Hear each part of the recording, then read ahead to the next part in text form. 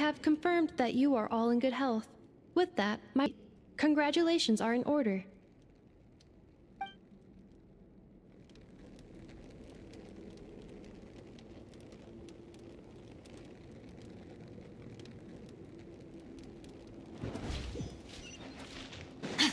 It's good to know you're all well. Puts me at ease.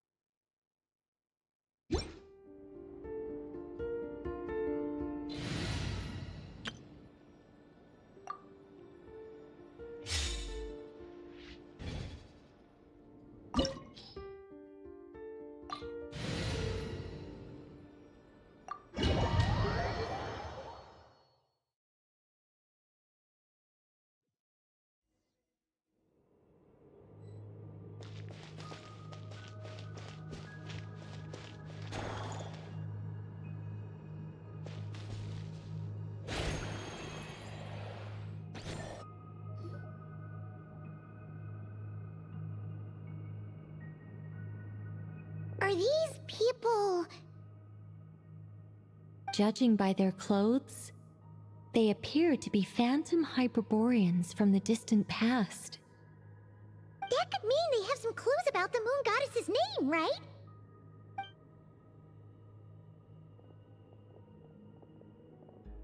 Hey there! Could you tell us what the moon goddess's name is? Sorry. That's probably a weird question, huh? How do we explain this? The moons are long gone, and their goddesses are dead. Their names no longer mean anything. When a new moon goddess is born, we will surely know her name. We have used every last resource at our disposal. All that remains is to wait, patiently and quietly.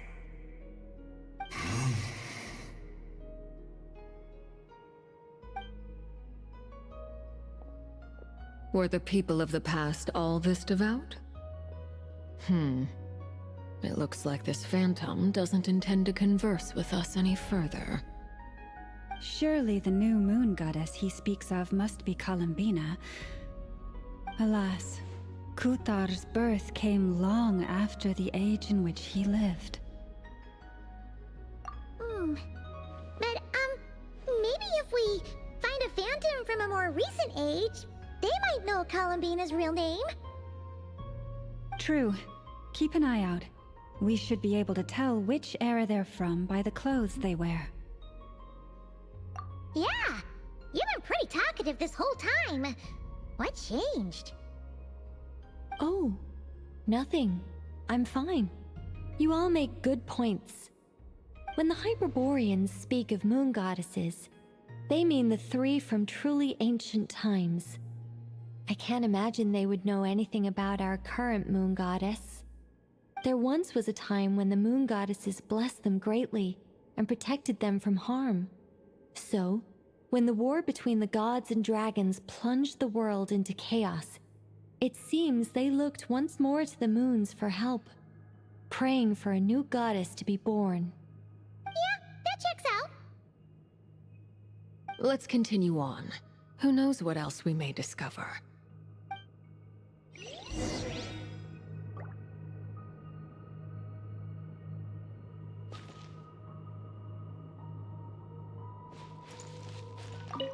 The moons have left for now, but they would not abandon us forever.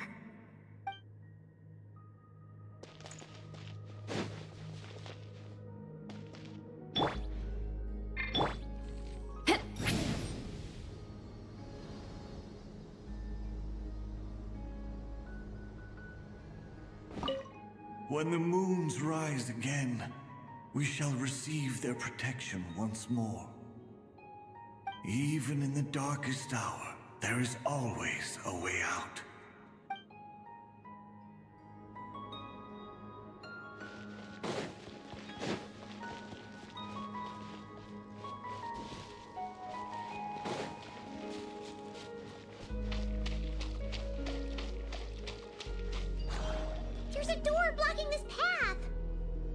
Not a problem.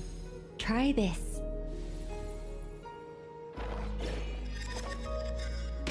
Whoa! How did that door suddenly collapse? This device was maintaining the door's integrity. Remove the core, and the device stops working.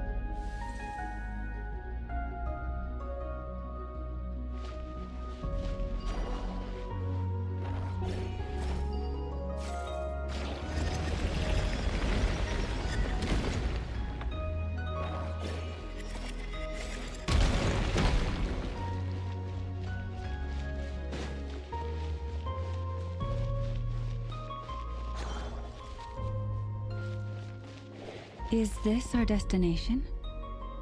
Impressive. More precisely, this is a device that will help us reach our destination. Let's go. We still have a long distance to cover.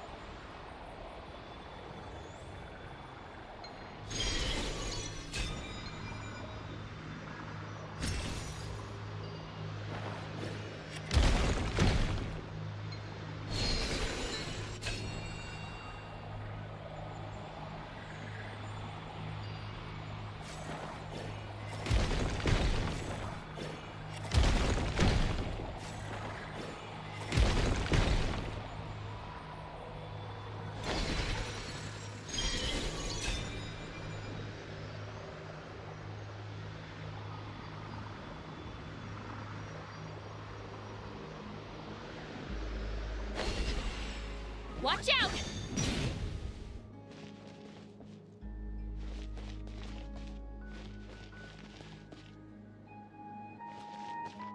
The way ahead is blocked by broken rocks! Oh.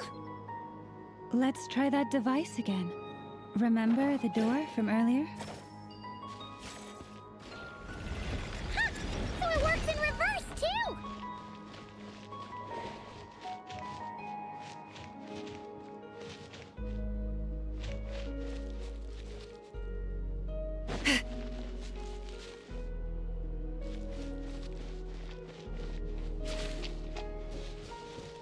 The humans we see are all phantoms, but the monsters are real. What a fascinating place. There'll be plenty of time to admire it later!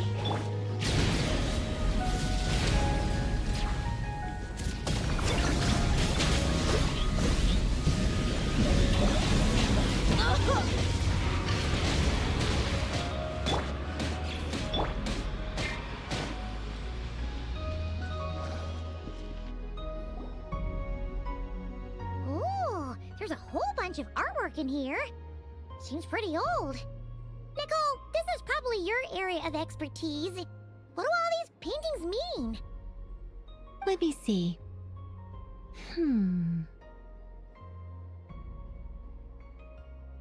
To understand these murals requires some knowledge of the history surrounding the War of Funerary Flame.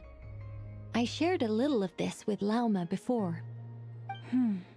Yes, I think I follow. The dispute between the Moon Sisters, the transformation by Nibelung.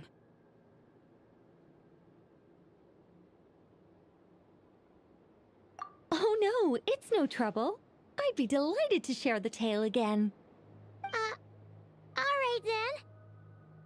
Tevat's 3 moons and their goddesses were brought into being by the will of Nibelung, the then ruler of Tevat. But when the heavenly principles came, they changed the world completely, down to its very foundations. The moon goddesses were nowhere near strong enough to challenge this entity. But the heavenly principles did not view them as heretical entities that had to be removed.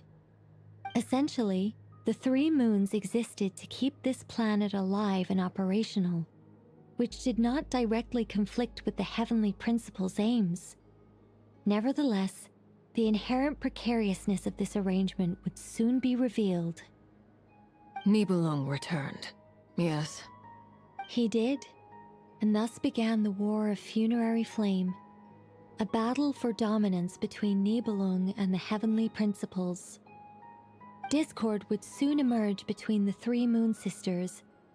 One would voice the opinion that they should follow Nibelung, for it was he who first hung the moons in the sky. Another would argue that taking sides in the conflict would only bring the world closer to ruin. There was no telling where it would lead. Especially since their creator had returned, bearing the perilous power of the Abyss. Nibelung would eventually discover their disloyalty. He had all three imprisoned before transforming the moons into weapons with which to fight against the Heavenly Principles. What? Weapons? Yes. The very moons that had once defended the planet became instruments of death and destruction, striking terror into the hearts of all living things. And although the Heavenly Principles and the three Moon Sisters had once been at peace, it now seemed that the moons posed an unacceptable threat to Teyvat. It is possible that the Heavenly Principles did not know of the goddess's imprisonment. If so, the weaponization of the moons would surely have been viewed as an intentional breach of the peace agreement. Regardless of who knew what, when, the Heavenly Principles shattered two moons and flung the other beyond the skies. Whether the goddesses managed to escape Nibelung's captivity after his fall, nobody knows. But this much is certain. From that day on, the moons no longer belonged to Teyvat. The rejection slowly drained their power until eventually they passed away. So that's the full story. You say the moon ceased belonging to Teyvat from then on. Why then would Columbina be born here? That is perhaps due to the lingering connection between the Frost Moon, which was not shattered, and this world. You could see it as the three sisters' dying wish. They never desired war. All they ever wished for was to protect this land. I see. If the final fate of the three goddesses is as you say, then Columbina faces the same grave danger. Our investigation has yet to bear fruit. We must hurry. Yeah, you're right. Let's keep going.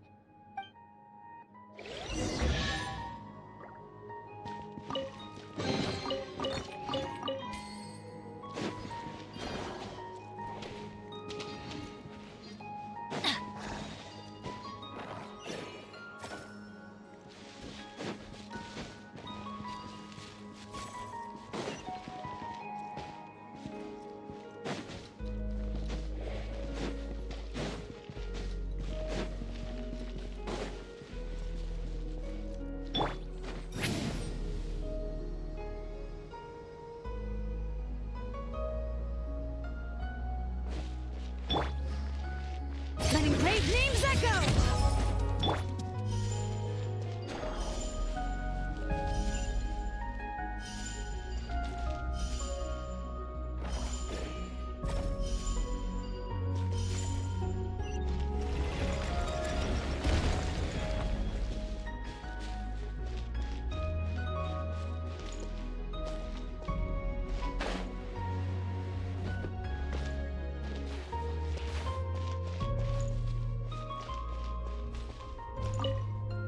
Should we trust him to keep his promise?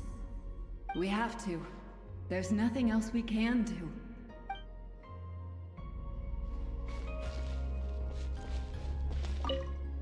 Why? Why do the creators of this world no longer show mercy upon their people? Remember his words. We must change our fate with our own hands. Wait, that's odd. Who is he? Is something wrong? No, not really. It's just that over 30 possibilities emerged in my head, so I can't be sure who he is. It's been too long. My memory isn't as sharp as it once was. Okay. 30. Wow. Impressive.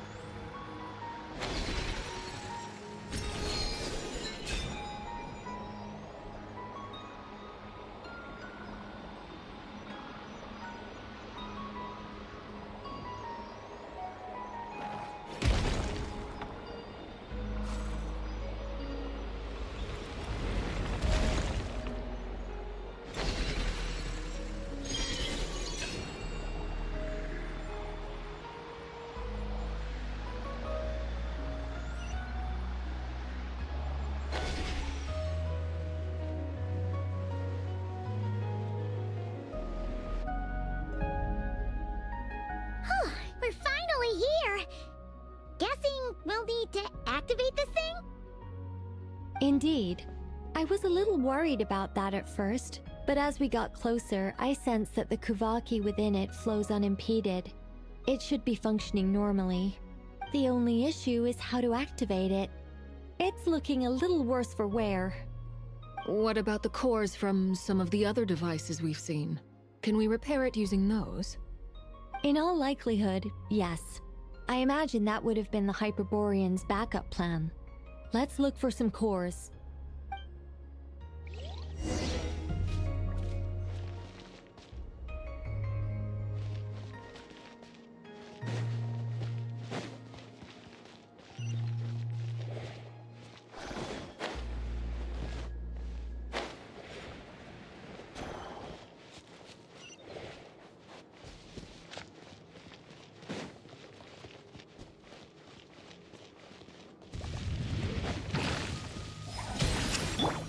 With the sun!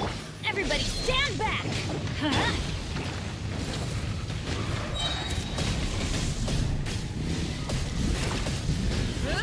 Pyroclastic surge!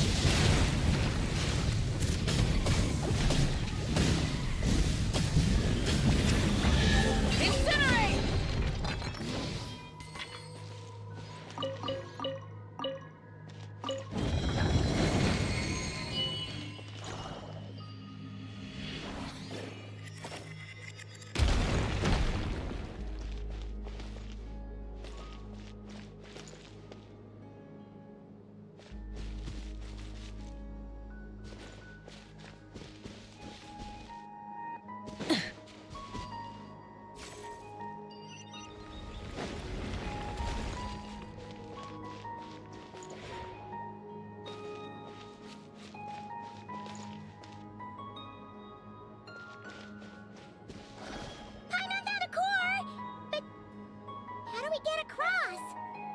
Walk up, then jump down.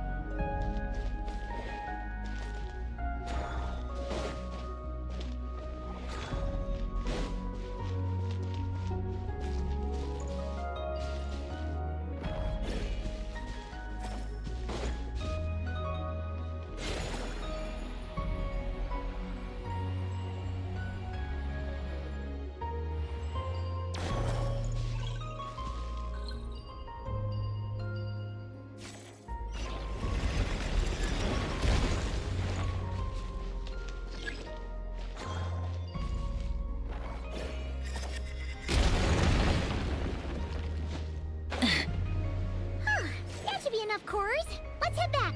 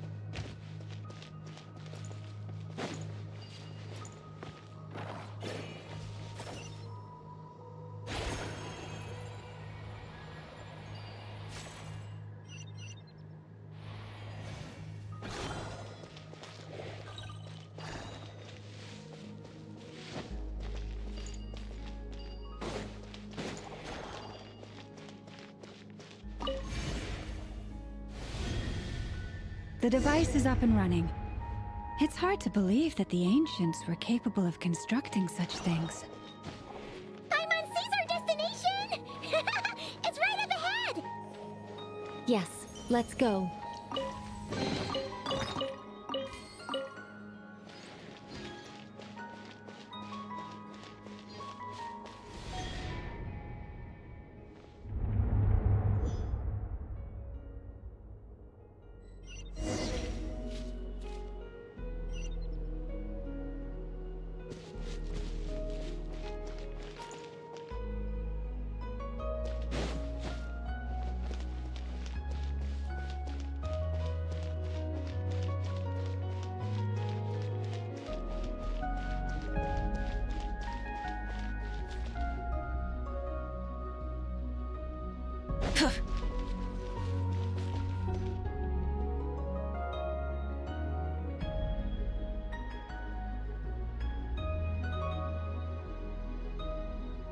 This is where the people of Hyperborea communicated with the moons. We need only place the moon marrow upon this platform on Moon Prayer Night, and we shall be able to open a portal to the moon and send our moon goddess back home. The assumption being, of course, that we can find her first. That's right. You want to know if it's safe there, don't you? And yet, she has no choice but to return. You know this. That's not the only issue here. This is the end of the line, right? We've explored everything we can. And despite looking at historical artwork and talking to people from Hyperborean times, we're still no closer to learning Columbina's name. If it's not too much trouble, could you tell me exactly what Alice said to you about finding her name? Oh, sure. What she said was... Then your first job is to find it. As a moon goddess, I'm sure she must have a name she identifies with. Neither Columbina nor Kutar is her true name, and she's never really accepted either of them. Is it not also possible that she has never had a true name? Not at any point in history? That would be a hard pill to swallow. But at this point, we may have to accept that that is the truth. No one knows how she came into being, and she certainly doesn't have parents in any sense that we're aware of. Perhaps she was never granted a name at all. But does that mean there's no way to get Columbina back? She's just gonna disappear and there's nothing we can do about it? Huh? Wait, why all this pessimism? Was it the way I phrased this question? You all seem to be taking this in completely the wrong way. Well, just because she's never had a real name in the past doesn't mean she can't have one now. What? Think about what Alice said again. She never once said that you'd have to find a new name, did she? Are you saying what I think you're saying? Yes. Names are anchors that connect us to the world. If she doesn't have one already, then all we have to do is create one, no? It's like... yes. Traveler, when you first arrived in Teyvat, do you think you would have turned around if someone behind you shouted, "Hey, Tumaini"? But what about now? I understand what you mean. Life is a long journey. Even the friends and family by our side can change over time. When people call you by different names, what matters isn't so much the words themselves, but what they symbolize. And of course, whether that resonates with you. Lumine. So, close your eyes and picture the moon goddess in your mind. If you were to call out to her in this moment, what would you say?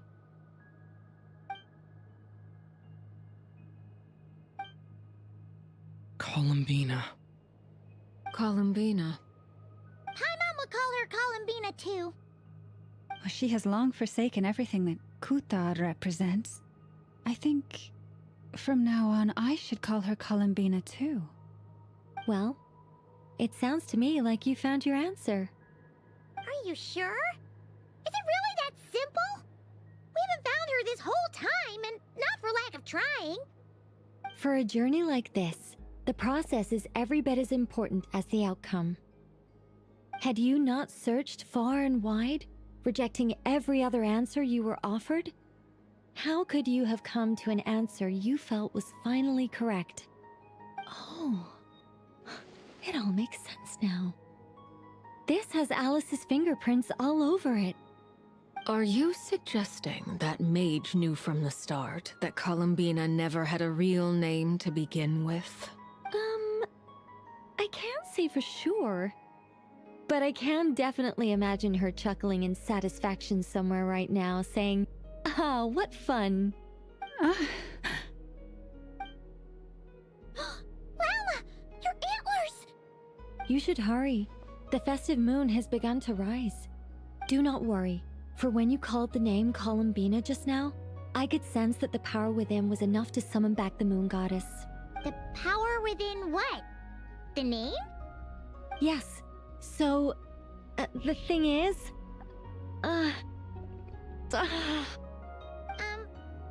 What's wrong now? This is so annoying. I really want to explain how that whole thing works.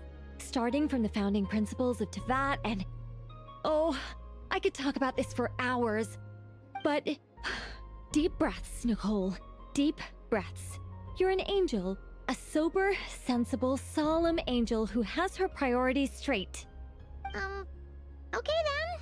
Sorry for asking. Clearly a bad call on Paimon's part. Anyway, you all need to hurry. Last thing, remember how it felt when you called out that name. Then it is agreed. By the name Columbina, we shall find her. Then we'll throw her the best Moon Paranite party ever! And at last, we will send her home.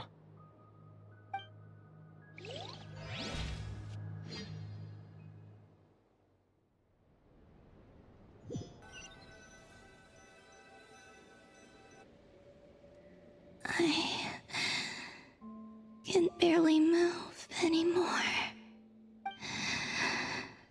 My consciousness is fading away. Have they come back out? I'd love to see them one more time.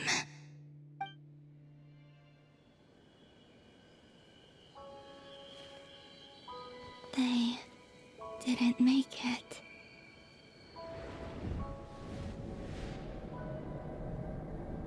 Could you tell me your name? My name is... Columbina!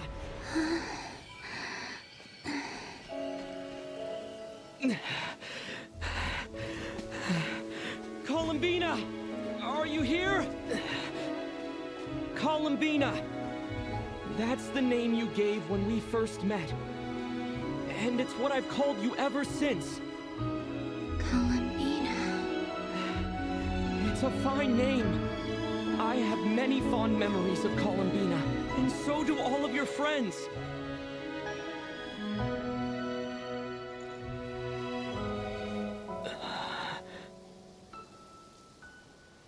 If you like this name...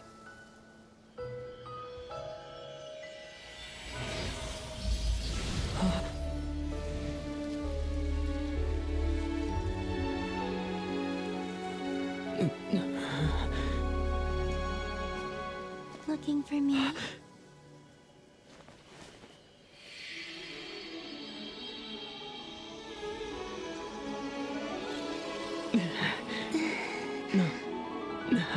I like it. You can carry on using it. My name is Columbina Hyposelenia.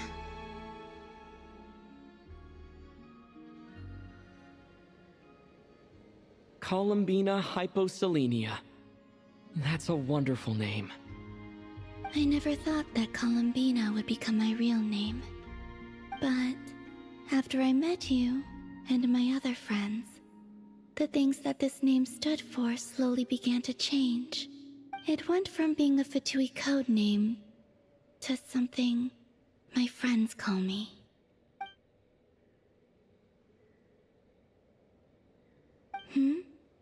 What is it?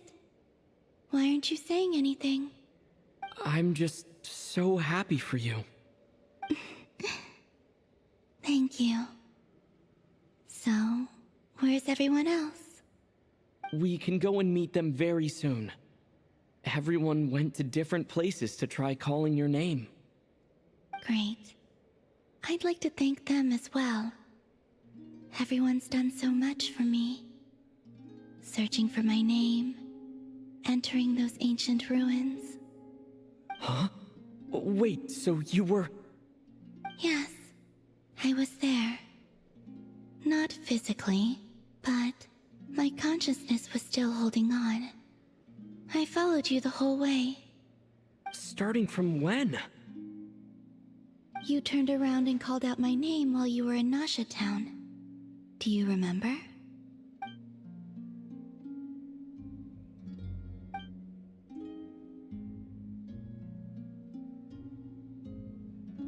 Let's go.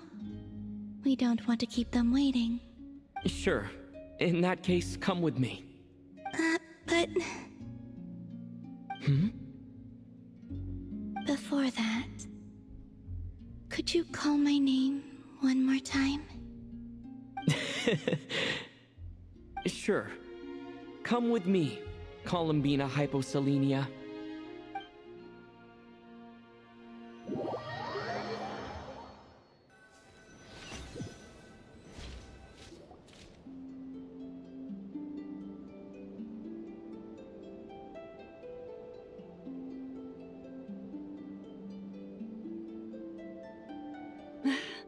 Columbina!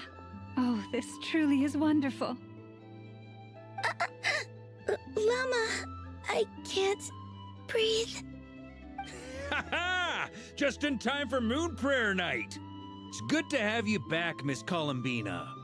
Yeah, we were worried sick. Thank you, my friends.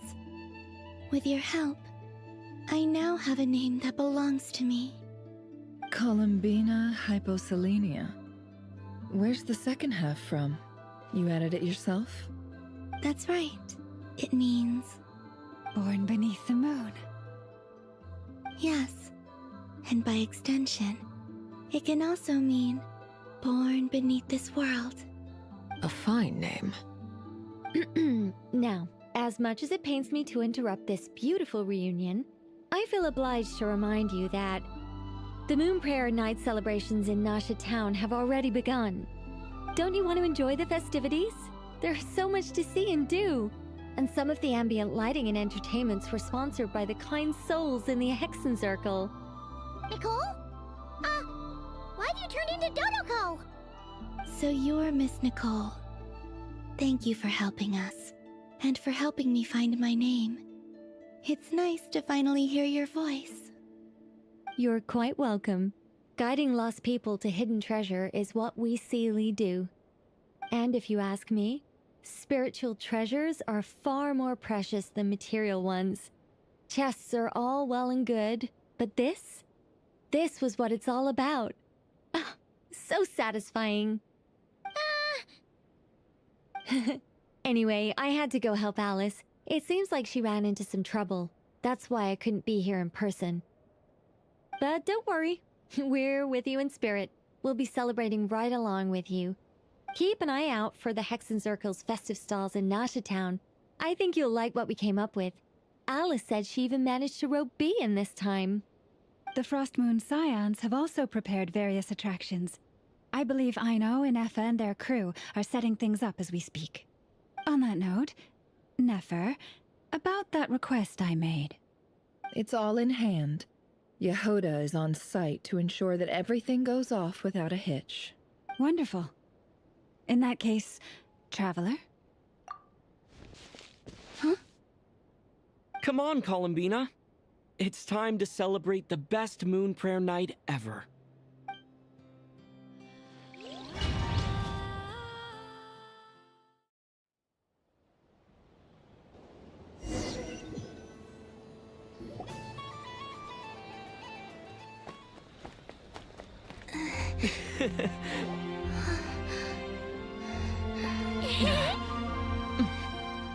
Hey, young lady. Would you like some Moon Prayer Night candy? Happy Moon Prayer Night. Oh, yeah. I almost forgot to say. Welcome home, Moon Goddess.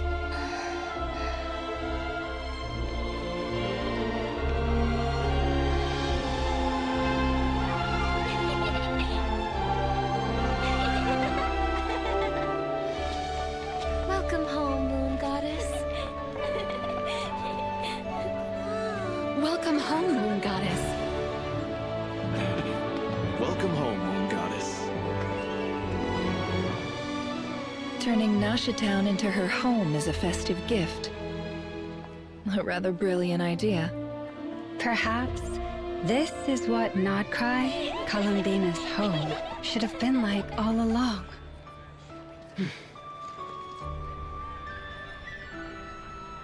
Thank you for the gift. I like it a lot.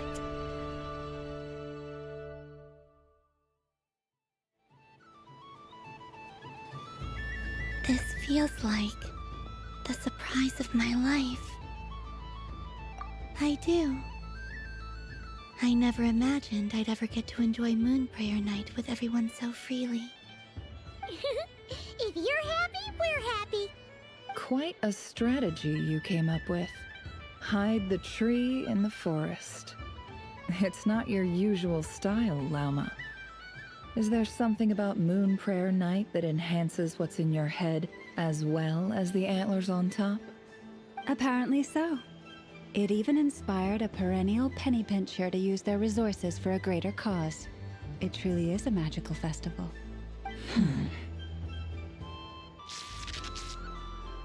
I see it now. This bickering is actually a sign of a strong relationship. Huh? What's everyone doing here? Oh, Miss Columbina, you're back. Yes, I'm fine now. Thanks for your concern. How's your progress with Alice's assignment? Very well indeed. I've never heard her sound so excited. Not like this. This time her excitement seems more serious. Seems like she's had a major breakthrough. She said she'll contact us once she knows more. In the meantime, we're free to relax and have some fun. Enjoy the time off while it lasts. I have a feeling that our next task won't be so simple.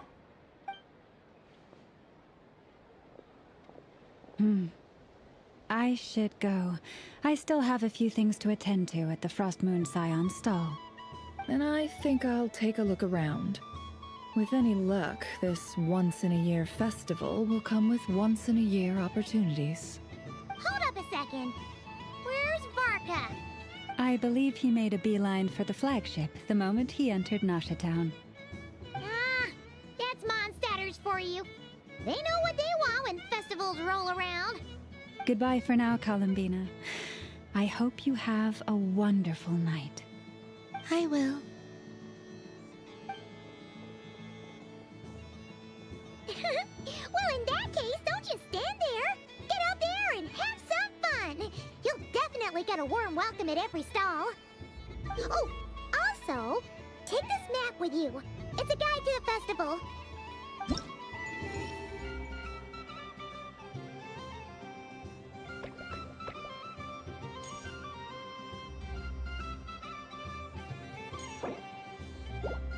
The Frost Moon Scion stall is over here. Lauma's invited a whole bunch of cute animals to celebrate too. Over there is the Hexacircle section. Alice seemed more excited than anyone about this festival, so she insisted on making it a grand affair. Oh, and then there's the Nashitown local specialties, including... Actually, forget that. Better if you go check them out for yourself. Thank you. It looks like a lot of fun. You're not coming with me? We'll be around. But don't you want to browse by yourself for a bit first?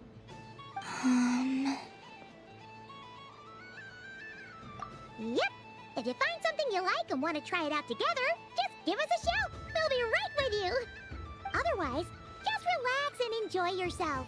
There's so much on offer, so try to experience as much as you can. And don't forget to stuff yourself with all the delicious festival food. All right then. Off I go. Where should I go first?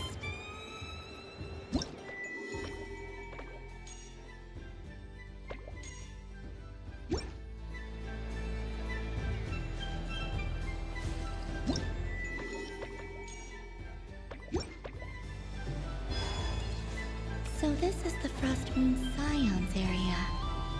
It feels very familiar. But everyone looks much happier than usual.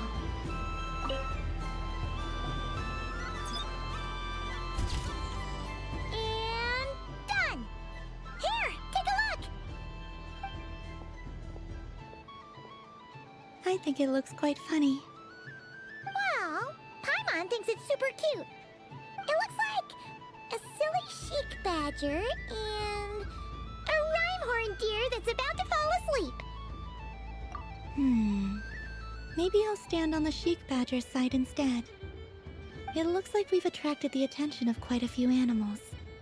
Let's make room for them.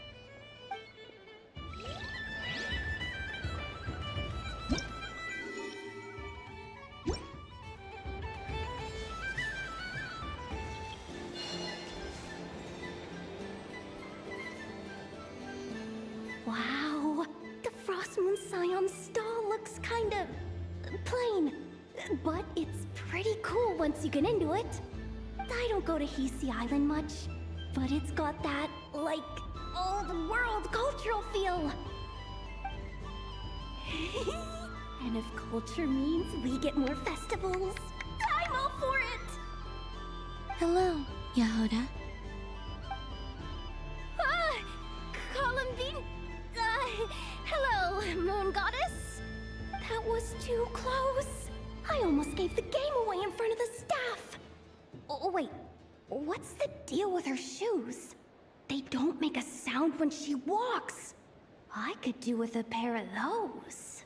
Do you like balloons too? Balloons? Oh, you mean those? What's so fun about balloons? I'm not a kid anymore. They're probably more up Aino's alley. Yes. The animals seem very curious about these strange flying objects. I was drawn here by their voices. I recently learned a fun new game you can play with balloons, so I decided to come and give it a try. A new game? Hello. Welcome home, Moon Goddess. Here to buy some balloons? Yes. Could you give me a few that haven't been inflated yet? Are you sure? I guess it's not a problem, but... Yes, please. Thank you. Uninflated balloons? But those are just little rubber pouches. What does she want with those? Would you like to play the balloon game, Jahoda? Huh? Sure. I guess. How do you play it? Wait here a moment. Oh. This is so weird. What have I got myself into now? I thought I saw Columbina nearby. Uh-oh! That's the fourth Harbinger! Although she's helped us out quite a bit, she's good people, right? Is she looking for Columbina? Oh, guess that's my ticket out of here. I'm not sure my heart can take being sandwiched between two Harbingers.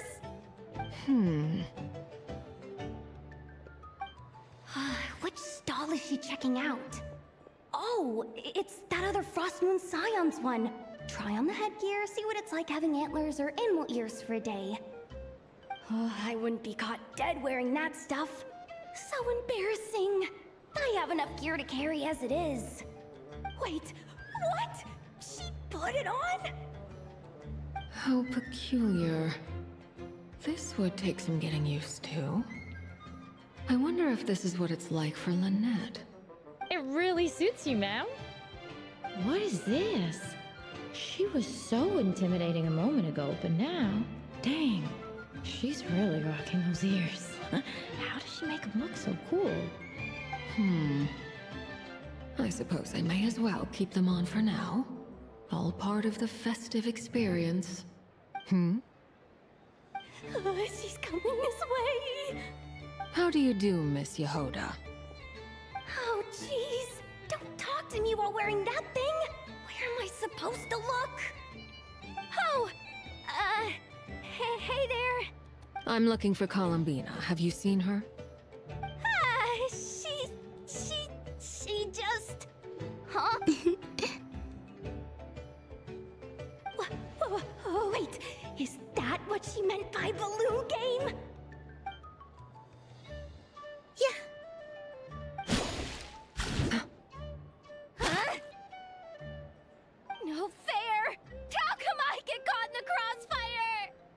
An ambush from the rear? Is this a declaration of war, Columbina? Would you like to play too, Arlecchino? Seriously? Are they gonna start some beef right here, right now? Gladly. That said, I believe there is another who would like to join. Boss Nev!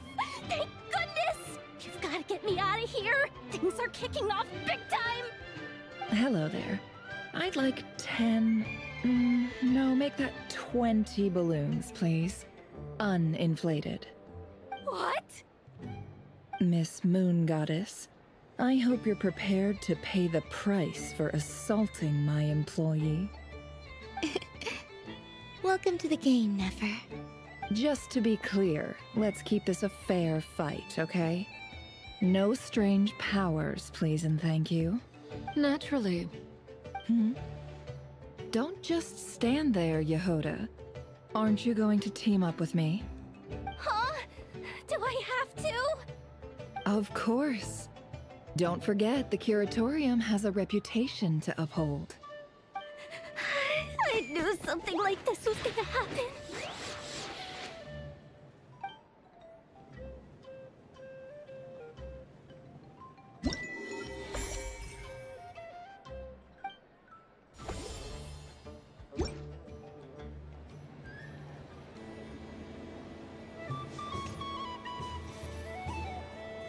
Sunny days!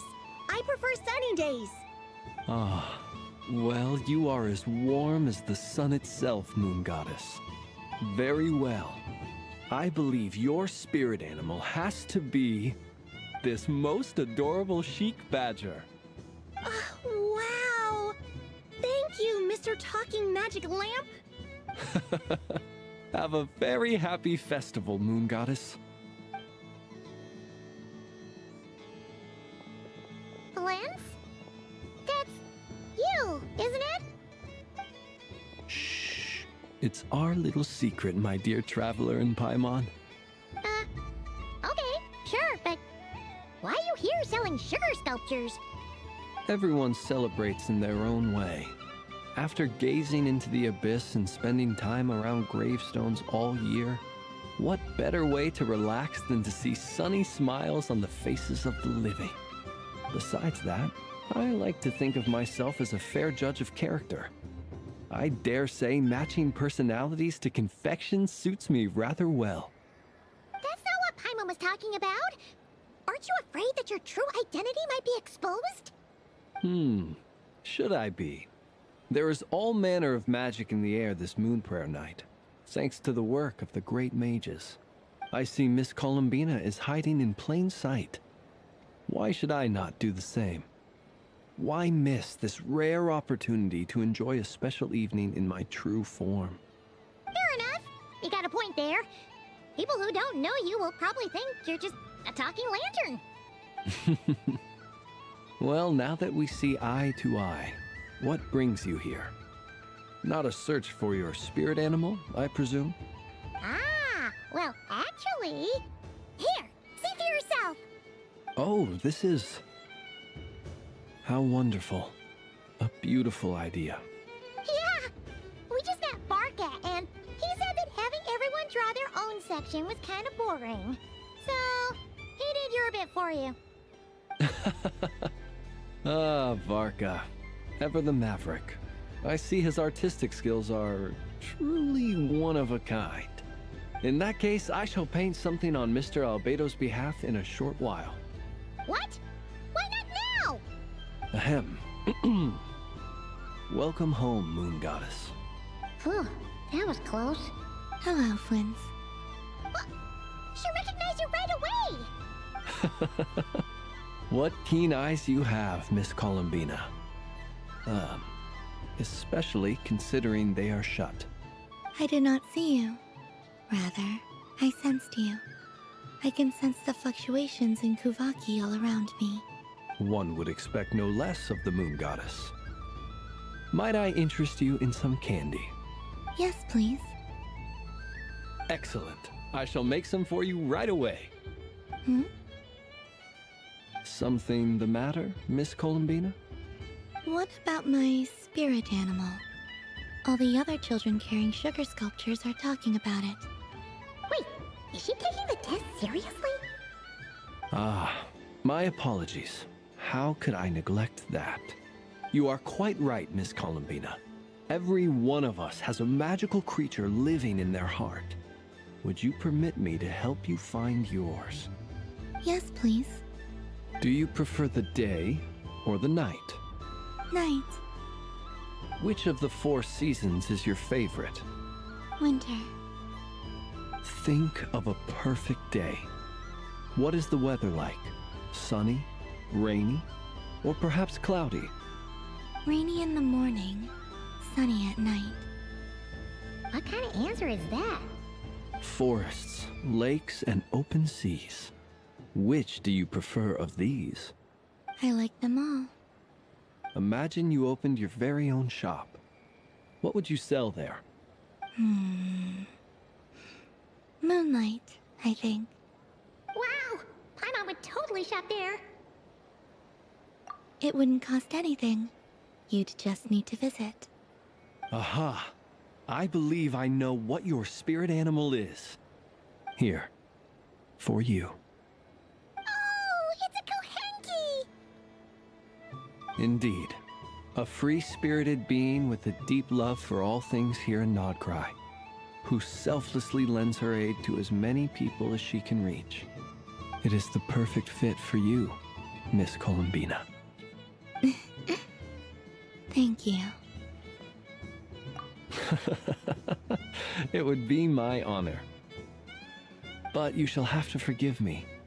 We have known each other for quite some time. I doubt there is any answer I could give that would come as a surprise to you. So instead, would you accept this sugar sculpture as a token of our friendship? It's a lantern. Hey, why don't you two go enjoy your candy over there? Paimon wants to try out this spirit animal thing too. Right, Flins? Come on, play ball. How get this drawing done? But I want to hear Paimon's answers. Ah, but it'll probably take ages. Paimon's a complex soul. And we don't want your candy to melt while you wait, huh? Oh. Okay then.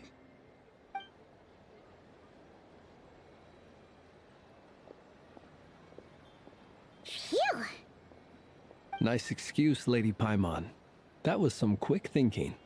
Yeah, no thanks to you. A little help next time?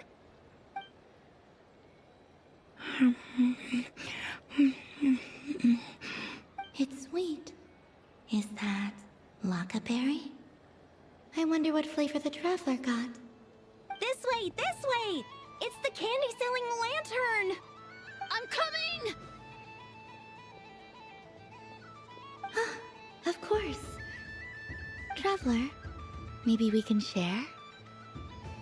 Yes. I found out recently that people share their food sometimes, so I'd like to try it. Or... is that a no? Thank you.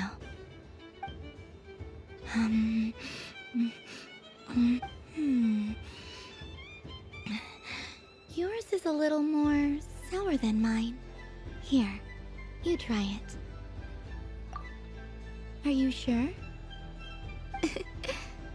Amazing. My sugar sculpture has shrunk, yet my heart is filled with feelings of sweetness. I will remember this feeling. Sure.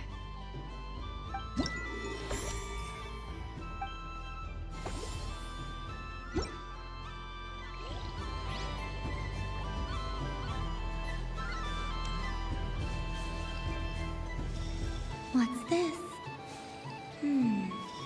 Should I give it a try?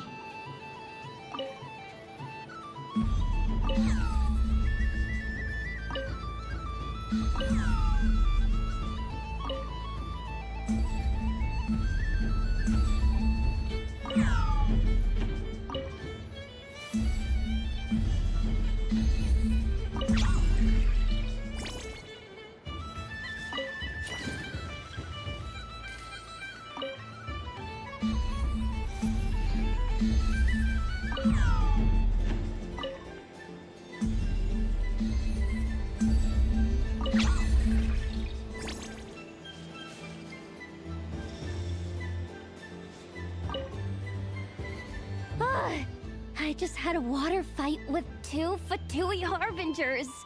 Pretty scary, but also surprisingly fun.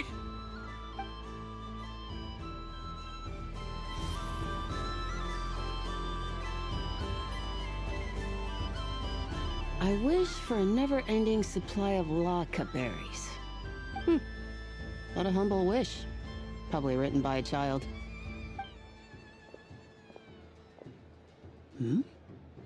Is that Lauma the Moon Chanter?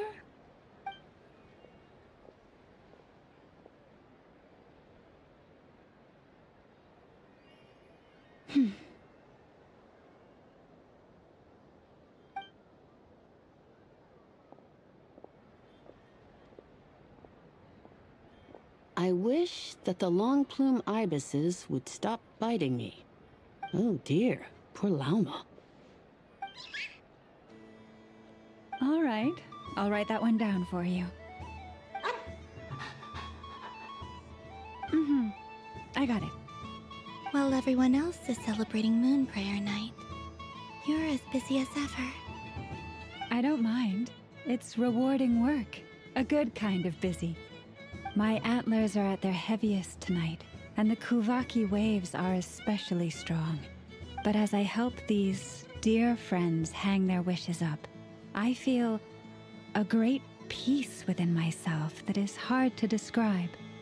You see, they are all such beautiful wishes, and they are ones that we can fulfill by our own strength. Do you blame me, Lauma? I want to hear your honest answer. It is by the help of so many people that I can return to the moon. But I feel as though I've hardly done anything in return. You've done plenty, Columbina. I say this in earnest, both as someone who knows your history, and also as a friend who has seen what you've been through. What about as a moon chanter? I feel proud to honor our moon goddess's wish, and I'm sure any moon chanter in history would have felt the same way. Thank you for your kind words, Lauma. But... Since you asked for my honesty, I won't lie to you. My feelings are mixed right now. Besides pride, I also feel, I suppose it's a reluctance to let go. Once you return to the moon, we will be far apart and separated by a false sky. I'm sure those of us left behind will gaze up at that sky, yearning for the moon once in a while, just as you used to do. I will miss you, Lauma. I will miss you all.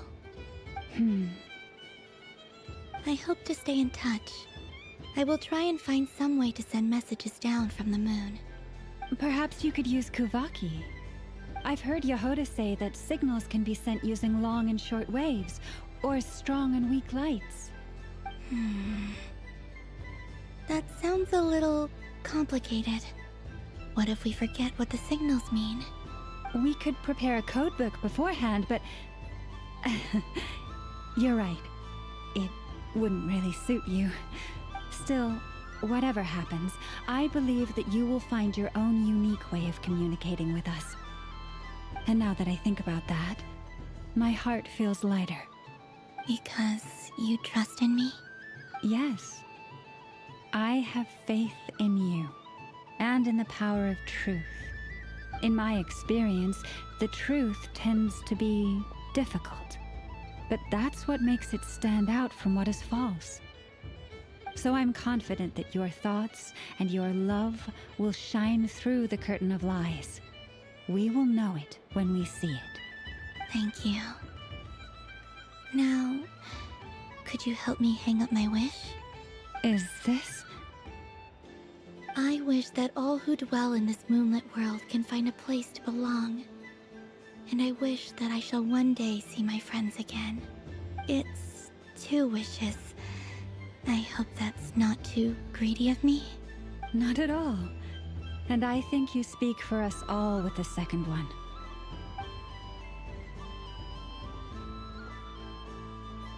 I shall continue to pray until the day that all of these wishes come true.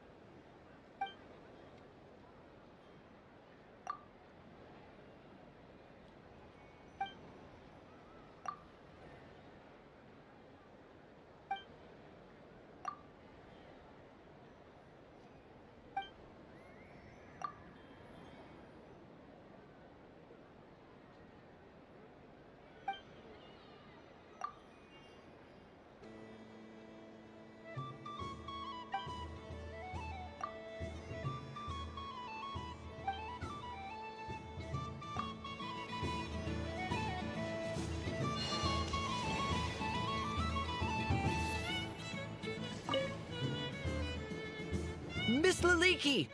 A kitten's been following you all this time. Oh, so it has. Hello there, little kitty. May the moon light your path. Did Lady Lauma send you? Or was there something you needed? You'd like some moon prayer candies? No? I believe it wants that box. The one with the moon prayer candies in it. Oh, I see. Here, kitty. Come on. Here you go. Thank you, Lady Huh. Mr. Cantor, did you see that young lady dressed as the moon goddess? When did she leave? Sorry, no, I was looking at... I was watching the... cat. I see. The resemblance was uncanny. She seemed like the true Lady Kutar, the one who guides souls.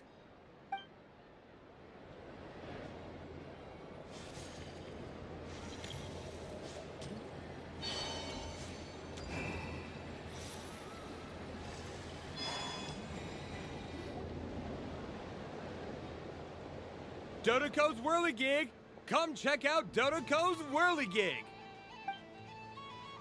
Ah, welcome home, Moon Goddess.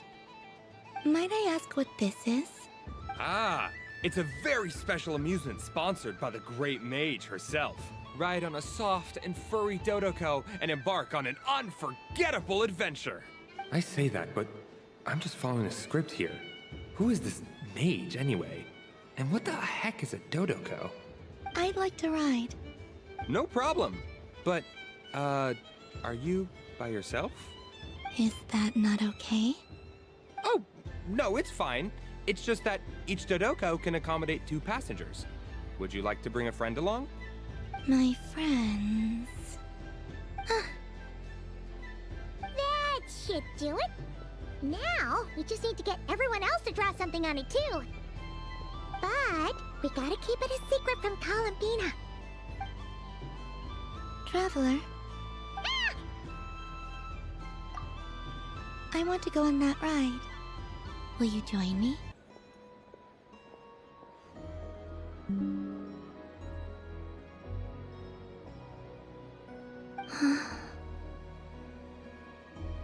Not bad. It reminds me of riding a moon lane. Sometimes, the Kuhenki circle around me like this, playing their beautiful melodies.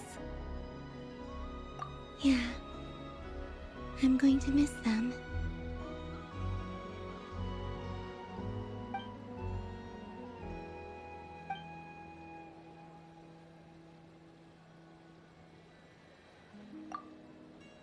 It does. I've felt scared in the past, too. But this is a little different. You know something? I got to see a lot of fascinating things during my disappearance. I saw how the Frost Moon Scions act around their families. So different than how they used to act in my presence. And I also saw how they interact with their friends. It made me curious at first. Why do people act so sincere when they're worshipping gods?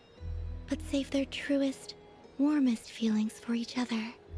Slowly, I came to realize that it's because they trust one another. They know, deep down, that they'll be accepted for who they are. All of it. The good and the bad.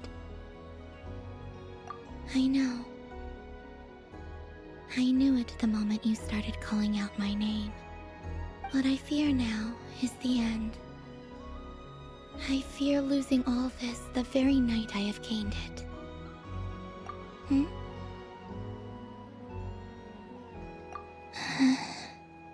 Thank you for this conversation. Thank you for listening to me. Don't worry. This fear I have, and the unknown that awaits me, they cannot hurt me. Not when I possess a treasure far greater. I just want you to remember this version of me, the real me, on this final night together. Dear passengers, Dodoko's awesome adventure has come to a close. Please leave in an orderly fashion, and we look forward to seeing you again in the future. Don't want the journey to end, huh? Don't worry, you two. There's always another adventure waiting just around the corner.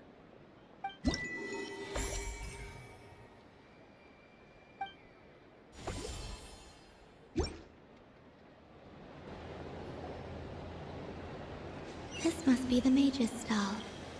It feels like I've entered a fairy tale. Ah, how lovely.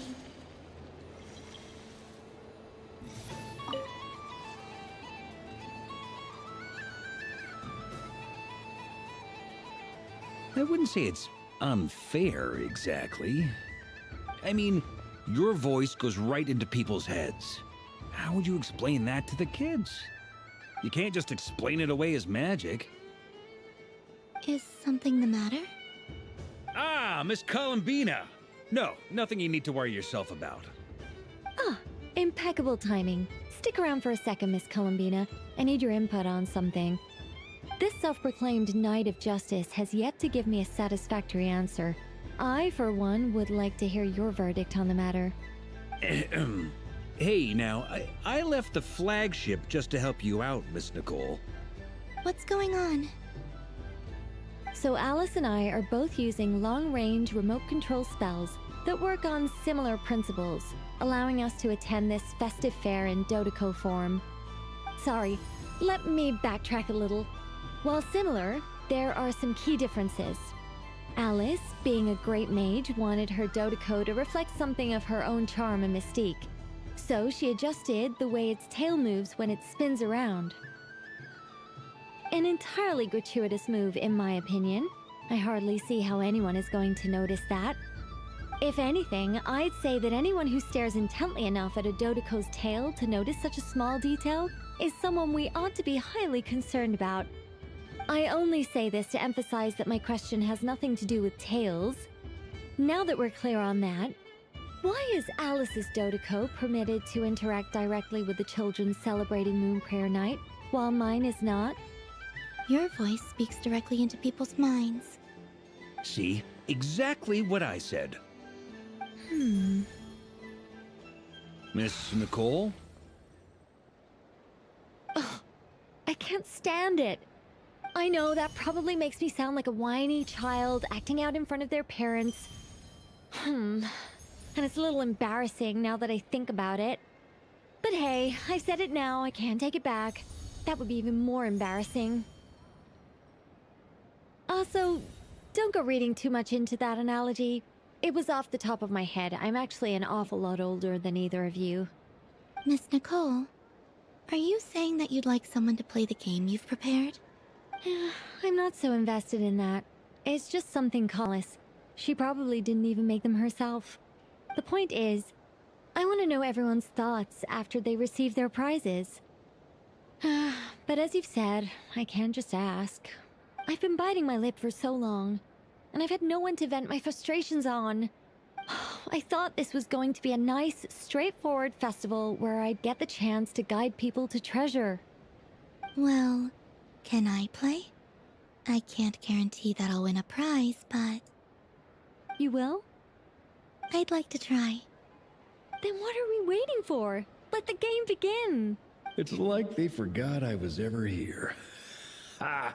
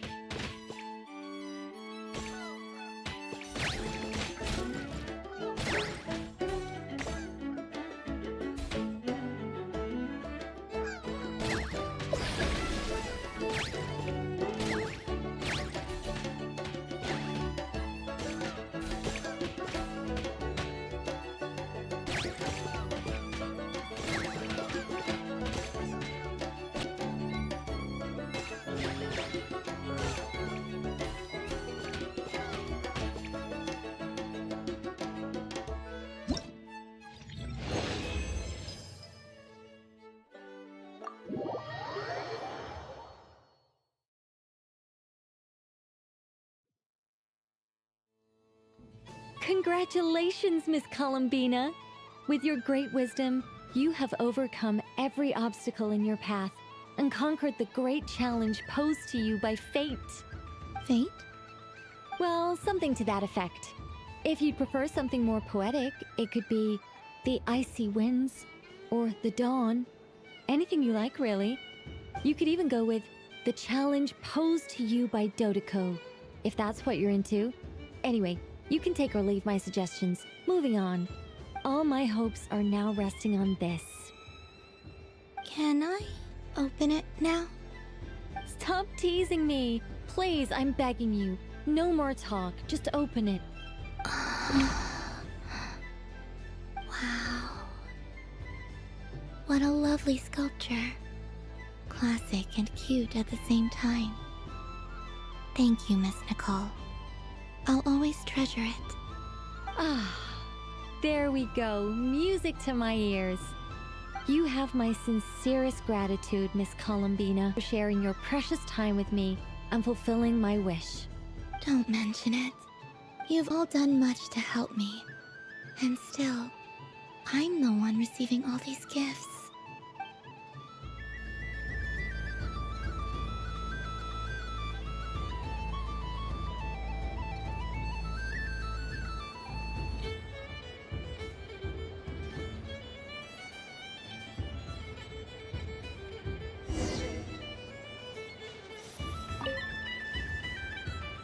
A soft and furry creature that bounces and jumps.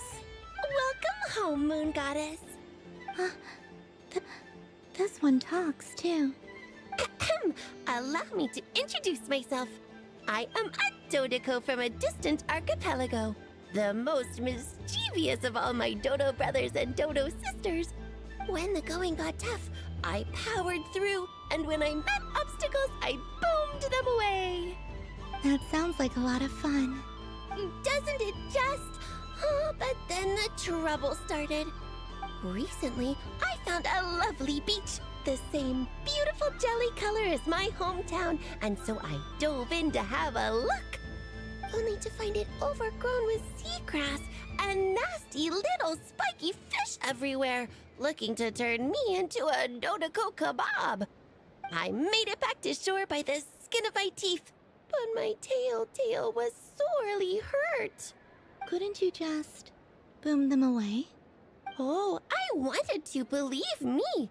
But I've heard that you, Moon Goddess, can understand animal speech.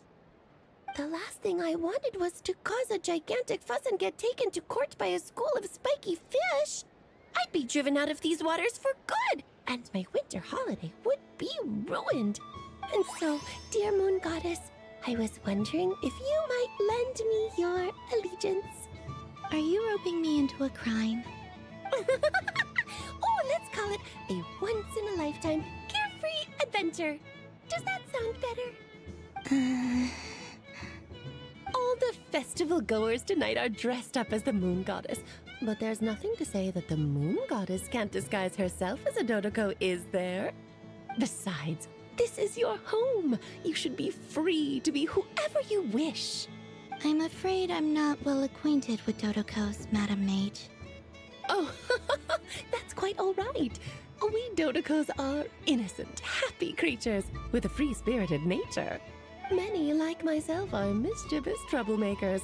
Others are lazy souls who like nothing better than to lie down on a nice rock and take a nap. In our eyes, every creature who yearns for happiness and freedom is a Dodoko. But perhaps in yours, we Dodoko are a fluffier and more mischievous breed of Kuhenki. Yes, that is a much easier image to follow. Oh, wonderful! Then let's play! Grab onto my tail and follow me into the sea! Time to settle some scores with the bad guys!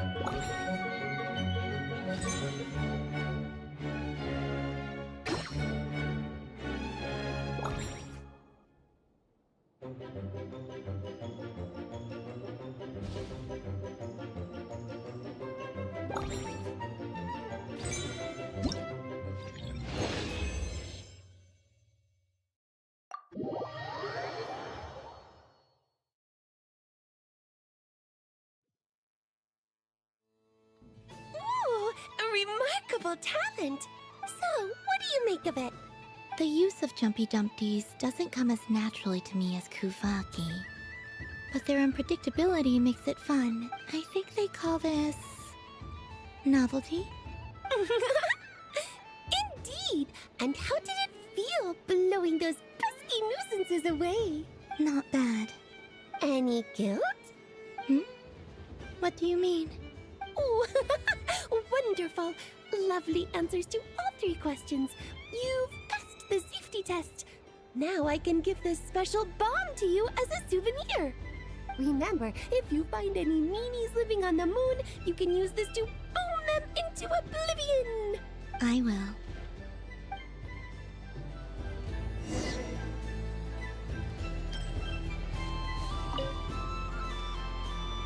Welcome home, Moon Goddess. Oh, you're the genuine article. Alice was right. This moon prayer night was worth watching after all. Another one that talks. Greetings. Pleased to make your acquaintance. I am the Hexenzirkel member they call B. Barbeloth Trismegistus.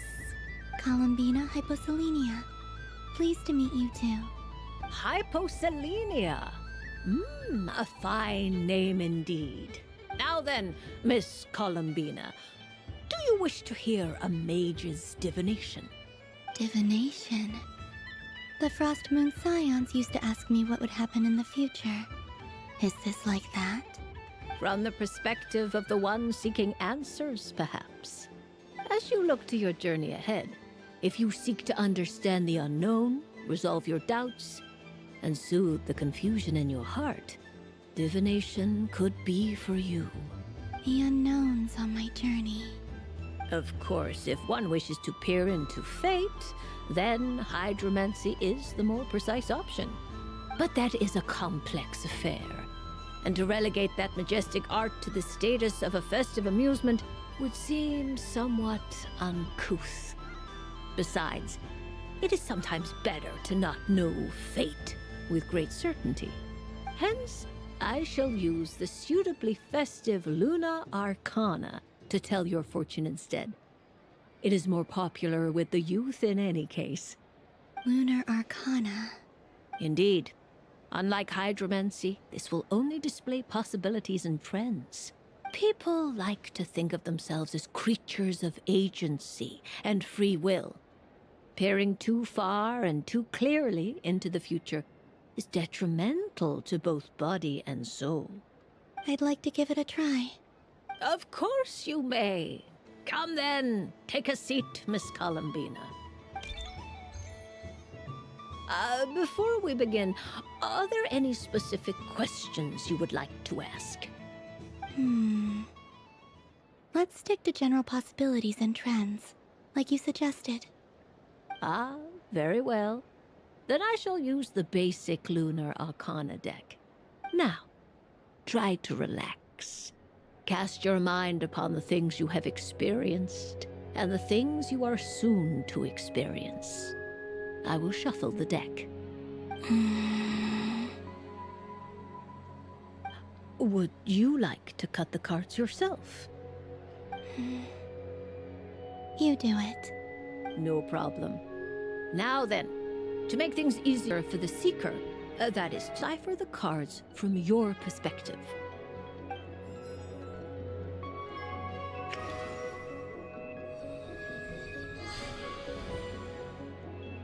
Please, draw the first Lunar Arcana.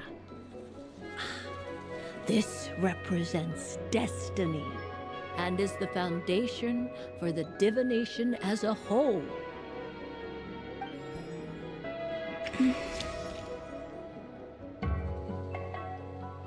Now, draw your second card. This will stand for the past, the sum of all your experiences that have come before. And now the third Arcana. This is the present, your interpretation of the current moment. Finally, the last card. This shall speak of the future, which... Oh. Kuvaki Pulse? Fascinating. I've never encountered this before in my role as a diviner. Something has exerted an influence upon this card, causing it to leave its designated forward to the results. Well then, let us flip the Lunar Arcana in sequence and see what emerges. Sure. First, Destiny. No surprises here. The card that represents yours is the moon. The moon. Indeed. The moon can represent the truth at some times, but deception at others. False peace, destructive calamity, and the world-changing power that lies within. When the moon is placed on the destiny tile, It indicates that your destiny is not what it may appear on the surface. Instead, it may yet have a hidden side. It symbolizes a journey through the fog, fraught with uncertainty and deception, where one must face inner challenges head-on. I don't understand. Patience, my dear. This is but the first card, which serves as a basis for the interpretations that follow. Our divination will only grow clearer from here on out. Now then, flip the second card, the one that speaks for the past.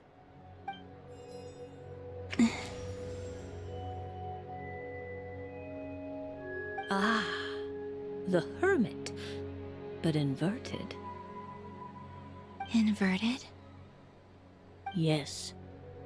The Hermit symbolizes solitude, introspection, and the pursuit of truth. When inverted, it represents isolation, truth out of reach, and a path that leads one astray. Combined with the moon as one's destiny, the Hermit inverted represents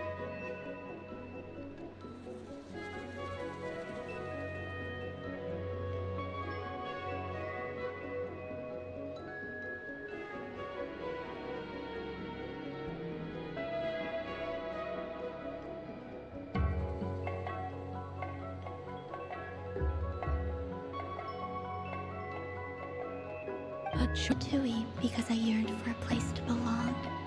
I suspect only you know the answer to this question. All is not lost. The past, and so it shall remain. Shall we look into the present now? Oh my. The Lovers. One of the most interesting Luna Arcana. What does this one mean? This means that you have had an unprecedented emotional experience. The joy of finding your soul becoming intertwined with that of another. A precious and wonderful thing indeed. It's true. I've made a lot of friends recently, and they are very good to me. That sounds lovely. I am most delighted for you. The Lovers can also represent important decisions, perhaps related to a parting of ways. Now, if I were to guess... Yes. My return to the moon. I understand. Parting with friends is never easy, Columbina. But rest assured, this is not the end of your journey. There is always another story waiting to be told. The future always lies ahead. The future. Well now, it's finally time to flip this most mysterious of cards. Why did it appear? And what does it wish to tell you? I'm ready. Very well. Flip this card and see what lies on the other side. Oh. Miss Barbalat? What is it? This card is death. That doesn't sound very good. It depends on how we interpret it. It is true that it can represent an agonizing death, a complete and utter end, but at the same time, it can also represent rebirth. Do not forget that your destiny card is the moon. That lends your future many different potential meanings.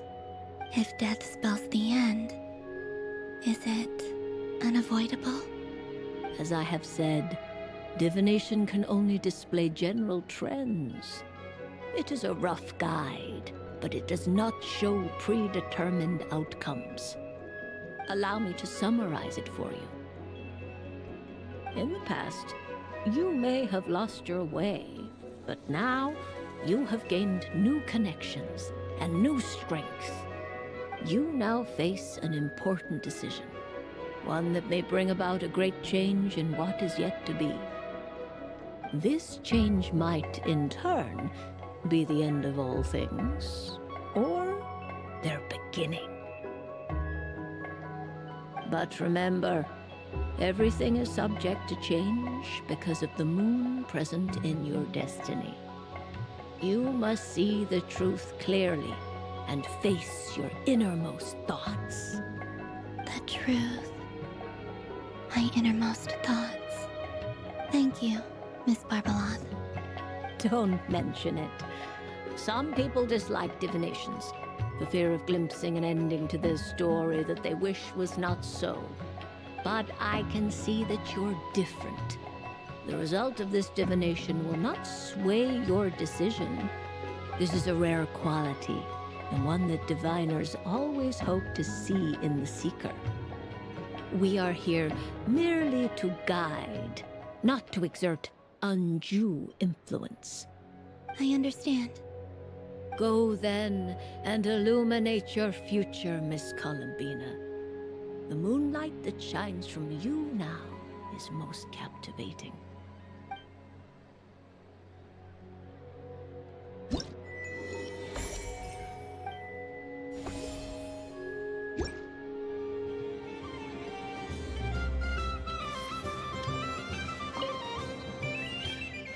It'd be rude to just leave without saying anything. But at the same time, I don't want to barge into their lively conversation just to announce that I'm leaving. I guess I'll just wait a little longer. Huh? Albedo? This sketch is for you, Grandmaster. Oh, a gift for me. Thanks. Let's see what you've done for me. The north wind left in the lurch.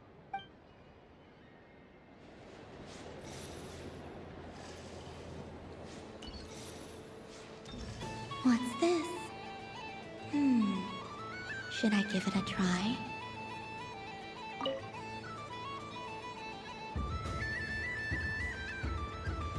Come on, Citrus. One more round. Just one more. But my neck... It's acting up again. You should take a break. Health comes first. Yeah, don't push yourself. We'll find someone else.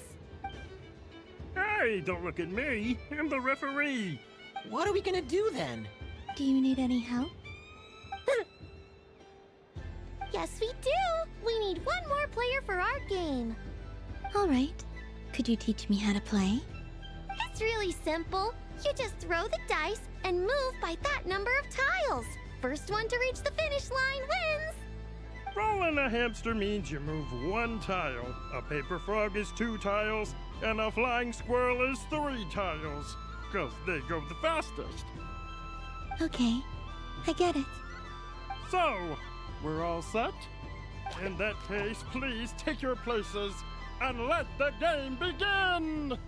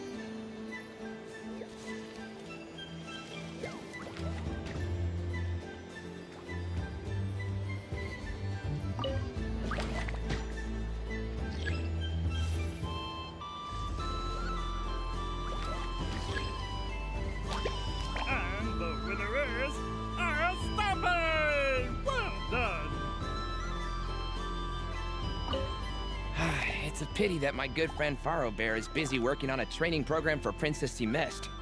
If he could have been here, the victory might have been his.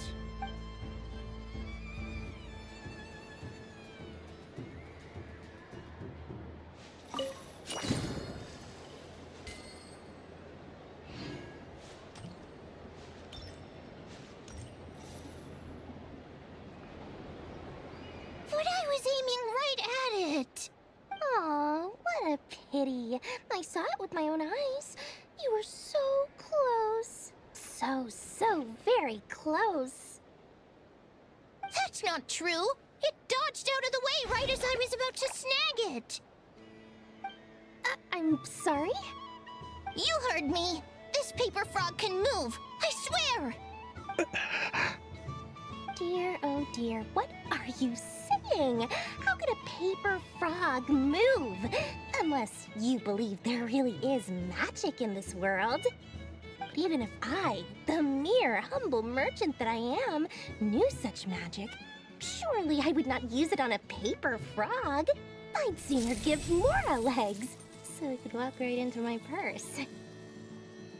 My dear, dear customer, why not have one more try? This time I'll give you 12% off, a very generous discount for one of my most regular customers. Just think about how much experience you have under your belt now. You're sure to win the next one. Darn, I used up all my coins. I'll be right back. Just gonna fetch some more from my house. Take your time, but don't take too long. This event is Moon Prayer Night only. Miss it, and you'll have to wait a whole year before I'm back. Next customer, please. Welcome. Hello. Whoa! What's this big one doing over here? How do I tell my employees not to go running around this time? Shooting them a glance won't work. I haven't known them long enough. Dory? Why, hello there, Miss Columbina. Would you like to play my ring toss game? The rules are very simple, and it's easy to get the hang of. How much for a round? Oh, first time's free. Not a single mora. After that, well, we can cross that bridge if and when we come to it. But with your sharp sharp skills, I'm sure you'll win all the prizes in one fell swoop. That was an obvious enough hint for them, right? Right?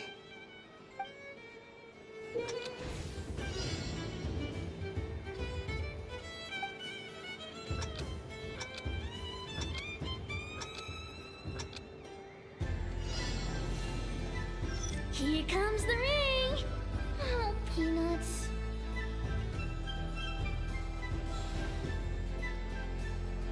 Change tracks. Roselle, should we move or not? Just a tiny bit. All right, then I'll... Oh, sugar plums, not the clock hands. How do I move the legs again?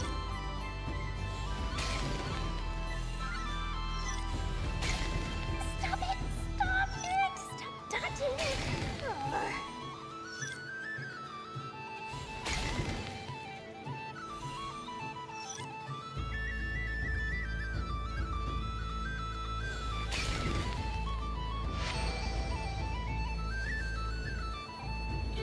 Let's see now. Let's see. Wow, very good. That's the highest score we've had all night. And here's your prize. Now, how about another round? As for the cost... Happy Moon Prayer Night, Miss Columbina. Happy Moon Prayer Night, Durin and Hat Guy. Are you here to play the game? Yes. You said we were just coming here to say hello. I did, but then I recognized a few more people as I got closer. Do my eyes deceive me? Is that...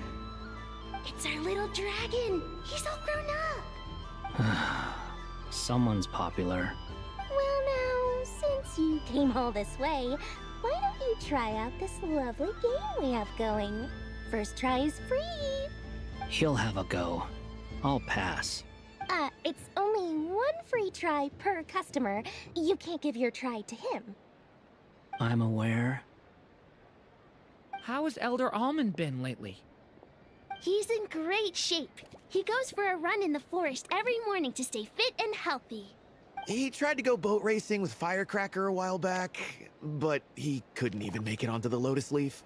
Firecracker was in fits of laughter. How about you, little dragon? Can you still fly? Yes, I can. But you've become less chatty. Has growing up been tough on you? We call that maturity. You know, the thing people sing about. The knight wields a sword of stone to defend those hearts that are made of gold. Stone is very heavy. That's what keeps him from talking too much. That's awesome! I want to be a knight when I grow up, too. Ring, here I come! Oh, the hat-wearing man. I never thought I'd see you again. You seem more determined than when I saw you last on the train. If you say so. Oh, I do say so. The people you once helped see it clearly. It's because you are once again on the right track.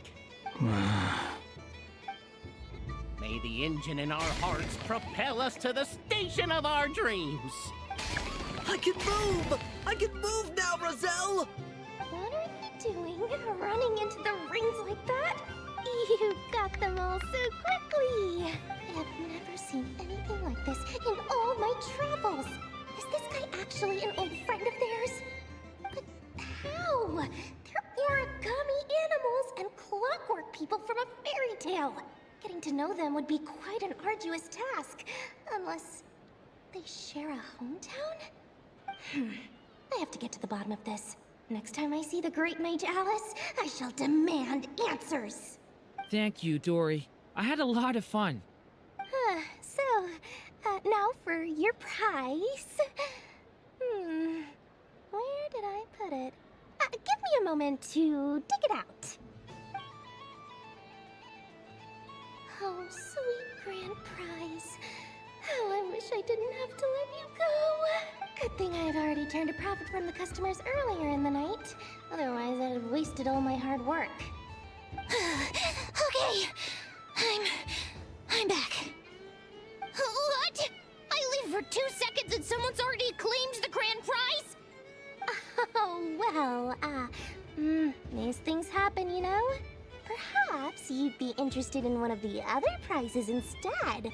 We've got all kinds of wonderful goodies here. Is this the thing you wanted? Here, you can have it. Huh? But... Don't worry about it. It will be happier with you. Oh, thanks so much, miss. Moon Goddess. Oh, goodness gracious, Columbina. Give me strength. How am I supposed to make any more money from this child at this rate? Daddy, look! That's the game I was telling you about! Forget it. She is the Moon Goddess after all. I'll think of some other way to swing this. Maybe I can try... Huh? Oh, someone already won the grand prize. You can take mine if you want. What? Why? Why are all these bleeding hearts coming here to ruin my business? Happy Moon Prayer Night, everyone. Happy Moon Prayer Night.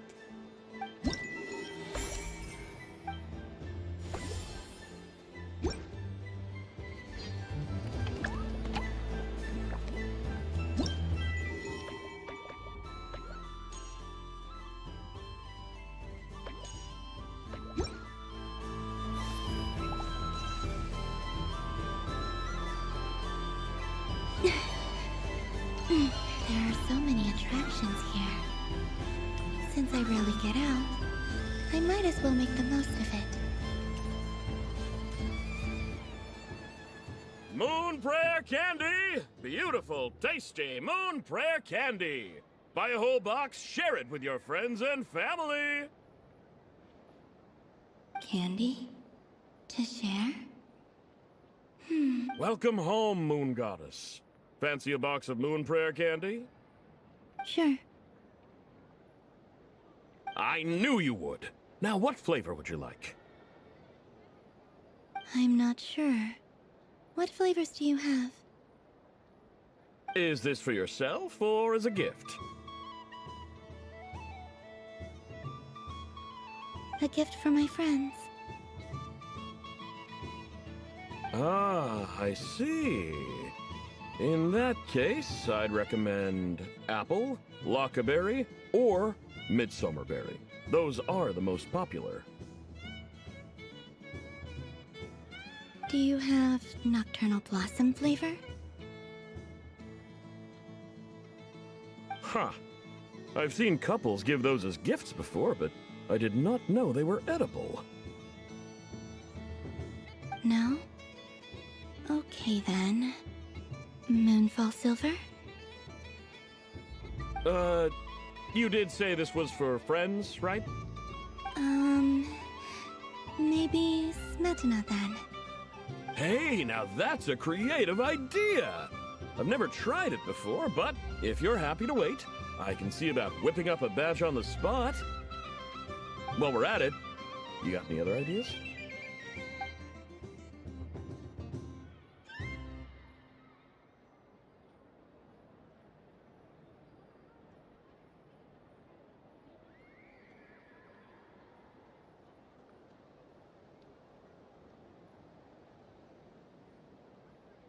Here you go. Every flavor you asked for is in there. Thank you. I should be the one thanking you! You brought me a whole bunch of new business. It's like a genuine blessing from the moon goddess. I hope you and your friends have a lovely night.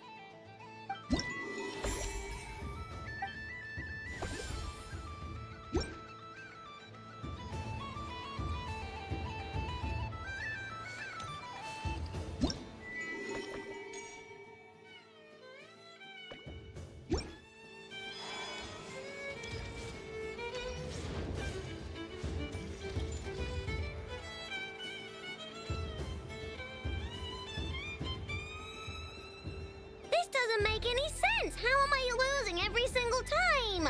Wait, nefer, you're cheating, aren't you? Yeah, that must be it. I am not cheating, Aino. Uh-oh, sounds like nefer's turning into a big baloney bot.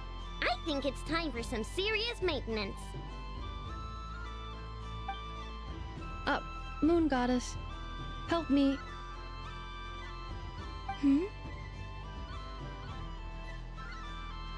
Miss Columbina, Aino is attempting to cheat. What the? I'm not the cheater. You're the cheater. How dare you throw it back at me?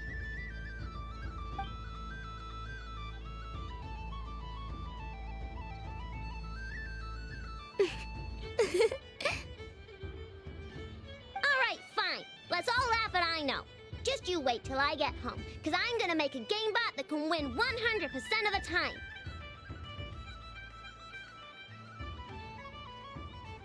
Let's see you laugh when I come back and beat your butts.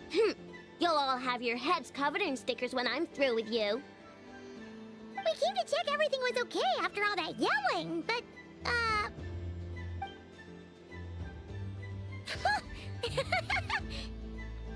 Whatever it is, it sounds like cheating is allowed.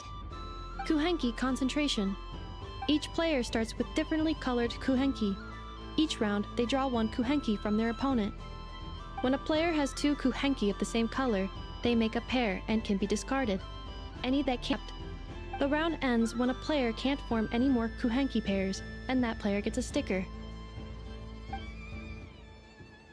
ooh, can 4 people play as well? That is fine, so long as the turn order is fixed beforehand. Alrighty then. In that case, the 2 of us will join as one team. Okay, but if you lose, you're both getting stickered. I don't want to hear any excuses. Sure. And if we win? If you win, only one of you gets to sticker someone else. I have taken to calling this Aino logic. Hey, lay off me, alright?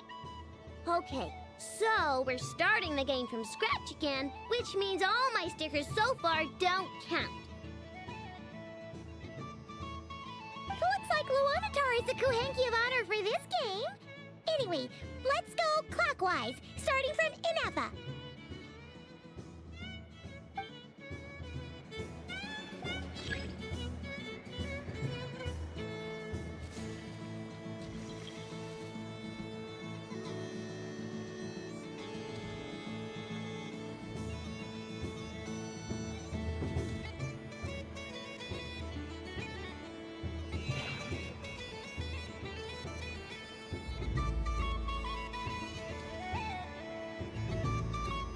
Nice! That's a pair!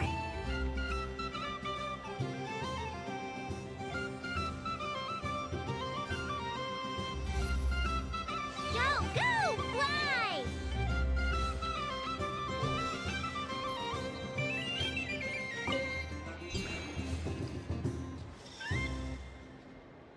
Go on.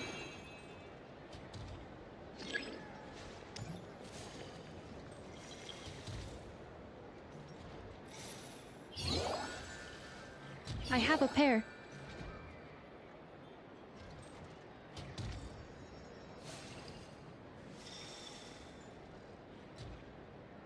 Uh-oh!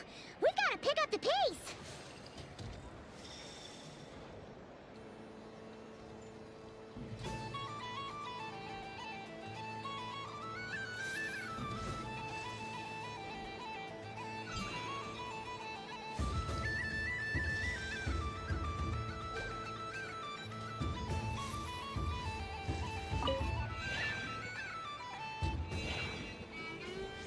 I win.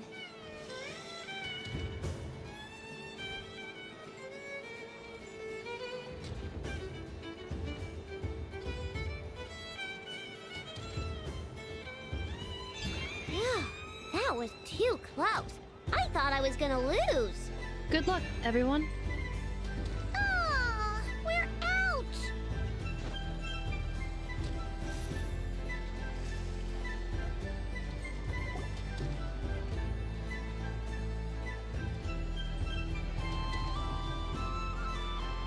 Let me pick a good one. What's it gonna be? You're looking very pleased with yourself there. What happened to being a huge Grumposaurus? I won. Duh.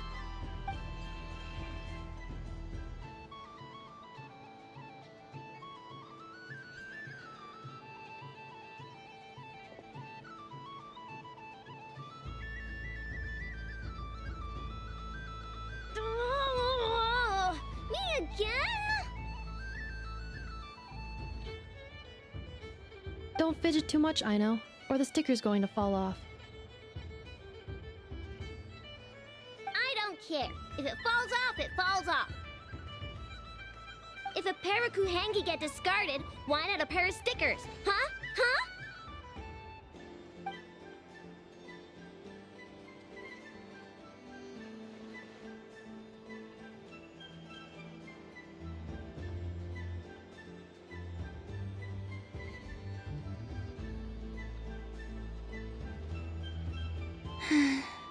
I've lost.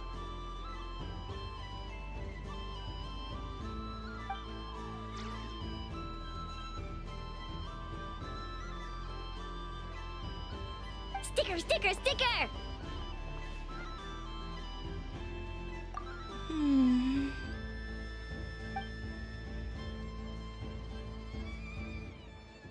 Cute!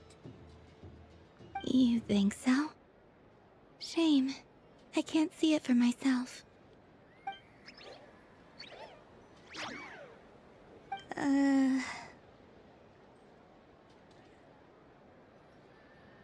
What did Luanatar say?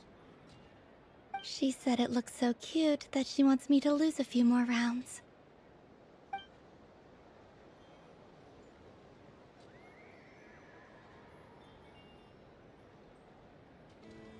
Who put these stickers on Paima's eyebrows?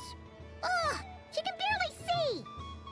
Alright, now, I think we got enough evidence to prove that there's a serious problem here. Yes, I agree as well. The culprit is... Inafa! Culprit? What did I do? Quit acting dumb, Nefa. You're not wriggling your way out of this one. I've been watching you. Not only did you remember whose side Luanatar started at, but every time someone drew a kuhenki, you were logging it and calculating every last possibility. Which kuhenki pairs were gone, who had what color kuhenki in their hand, even our facial expressions. You were keeping track of it the entire time. Exactly! What Aino said! Putting aside the fact that running calculations is not against the game rules, do you have any evidence to support your allegations? But that's not against the rules either. So she admits it. She certainly does. Alright, everyone grab a sticker. It's time to get a Nefa back. But... Take that!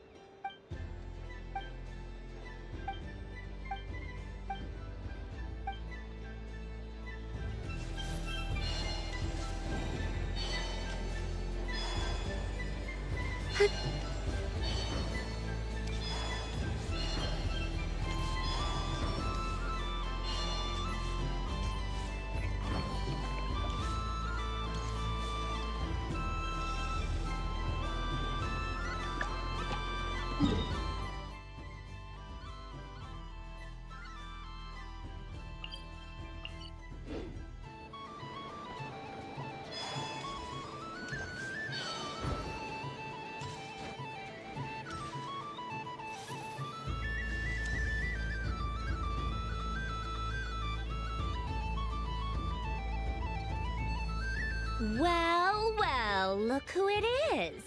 I heard someone went and disappeared on us the moment we let her out of our sight. They looked all over for you. Frankly, I didn't think you'd be back for Moon Prayer Night. Were you worried about me, Sandrone? You would like that, wouldn't you? Do you even hear what you're saying? It seems to me like you disguised yourself with festive headgear, just so that you could come see me on Moon Prayer Night and make sure I'm okay. You didn't even bring Polonia with you.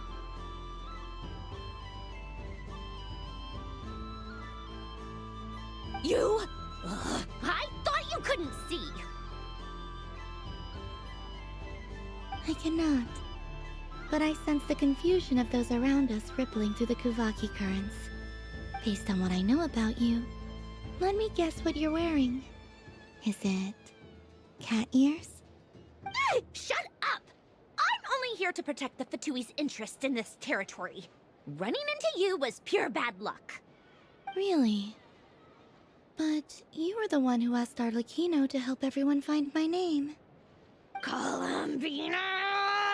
Ugh! Just one more word, and I'll unscrew your vocal cords. It's Columbina hyposelenia now. Tell someone who cares.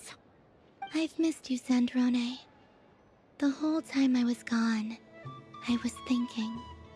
I hope I get a chance to say some ugly words to you. Is that supposed to be a joke? Anyway, let's go play that game. What? You mean that frostfin whale? Yes. It's some kind of game where you get bitten if you step on the wrong tooth. Seems like fun. Who in their right mind would wanna... Because you're not a scaredy cat. Gah, fine! You wanna play? Let's play. Don't complain when I kick your sorry butt. Lovely. You old geezer! I'm gonna beat the pants off you! Just you watch! I almost forgot. Sandrone? What is it now? You'd better not lose, or I'm going to beat your head in. What? Allow me to demonstrate since I'm feeling so nice. You just step on the teeth, like this.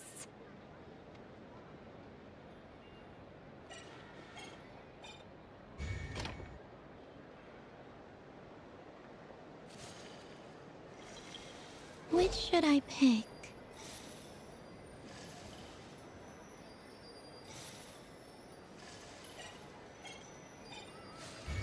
Your turn, Sandrone.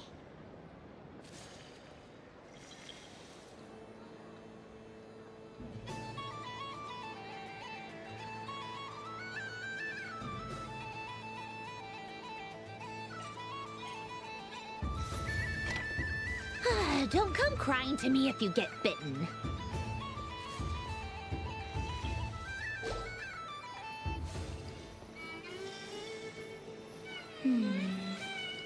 I'm getting a bad feeling from this one. Sensing Kuvaki doesn't count as there are less and less teeth remaining.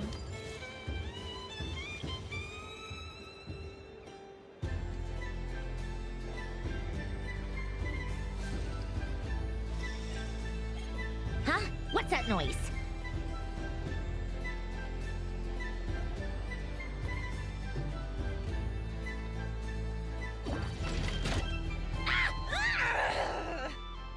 I think you might have picked a bad tooth, Sandrone. Shut it! Do you need any help? It seems like you're stuck. No! It's just a blasted toy! How is its grip this strong? Stop laughing! All right. Well, you lost. So just like I promised. Hey! What are you doing? Are you seriously? Hiya! Why, you... Oh, just you wait! Rematch! Are you all right, Sandrone? That was quite a strong bite. Are your clockwork parts? Quit your fussing! I don't need it! All right. I'll go first this time.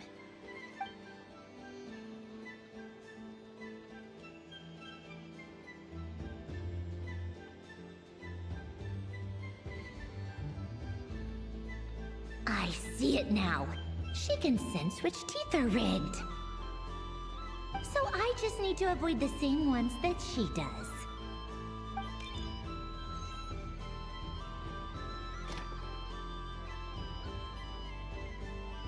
This one...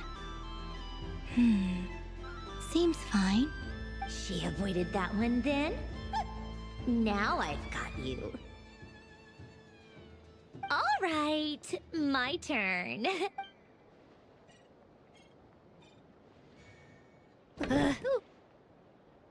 What? Looks like you lost again, Sandrone. Wait! There's more than one bad tooth! Bonk.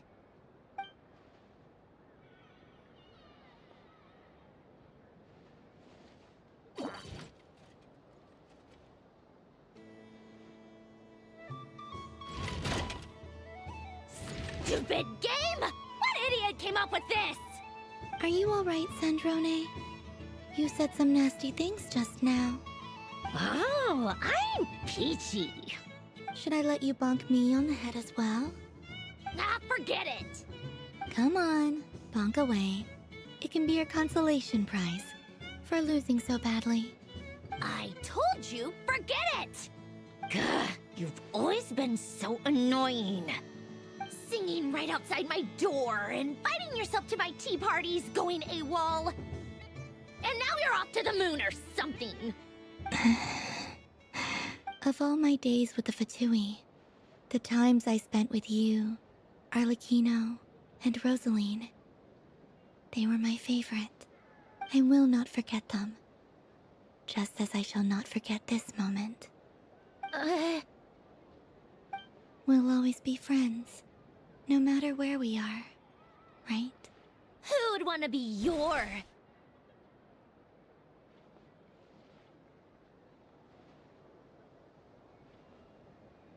I'll miss you, Sandrone.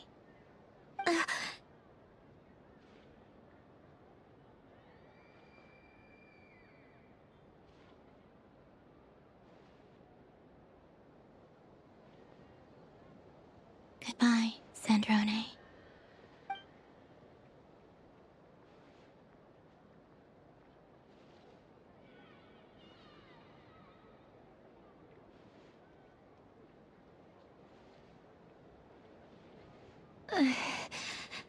I'll miss you too, Columbina.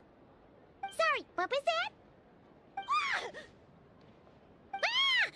Yeesh! No need to freak out. What's wrong? We've been looking everywhere for you. What do you want? Oh, nice ears. What do you want? This. Huh? It's your turn to draw something. You're one of her friends too, aren't you? Doesn't know how lucky she is. Sorry? Nothing. I'm done. Take it. Oh, that was fast. Oh, and one more thing. Last time we spoke, you mentioned you were interested in the Narcissan Kreuz Ordo's research, remember? There were too many people when we last met, so we didn't get the chance to do this. What are you talking about?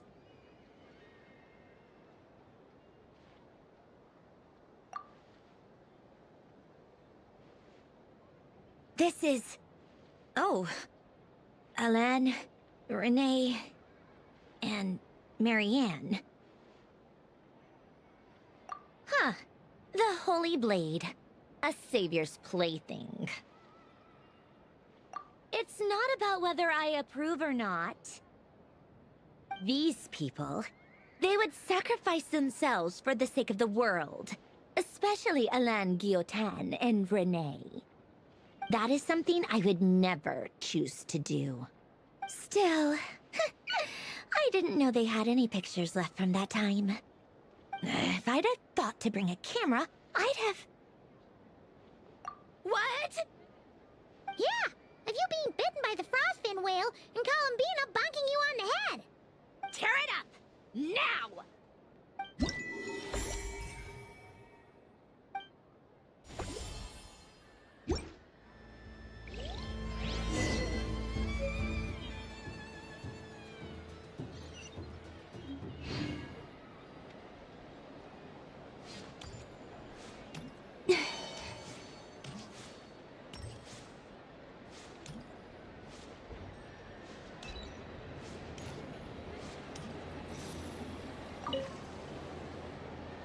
Traveler. Hey there, Columbina! Are you done checking out the festive amusements already? Are you sure you don't want to look around some more? You might not get another opportunity like this for a while. Right now, what I'd like to do is...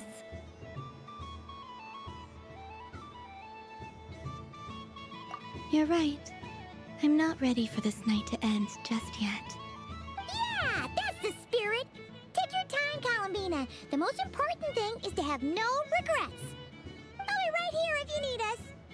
Okay. Thank you.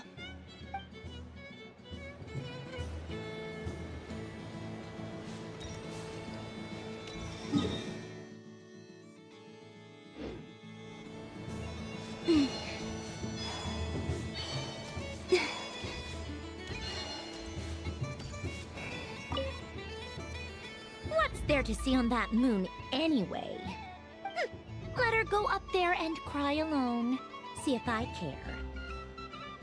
You're giving me candy?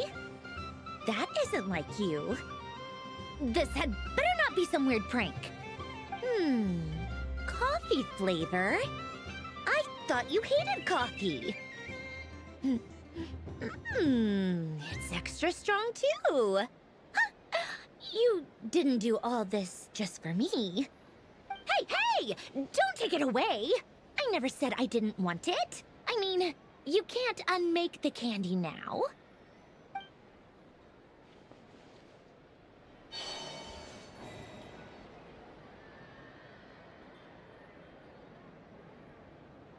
What is going on over here? It looks like fun. Hold it right there! You can't run away from me, Moon Goddess. Are you talking to me? Of course. Do you see anyone else here dressed up as the Moon Goddess besides me and you? Hey, come on. Call me by my title. Happy Moon Prayer Night, Moon Goddess. And the same to you. Anyway, there's no time to waste. Get ready for the duel of a lifetime. Duel? Meet my partner, Stacko. Come on out, Stacko! Well, don't just stand there. Let's see your partner. Partner?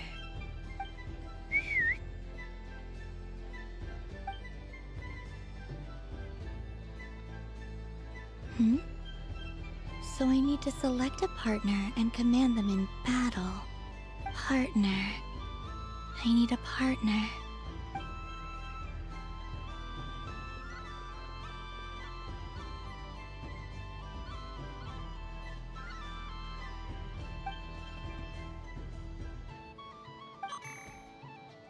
Whoa!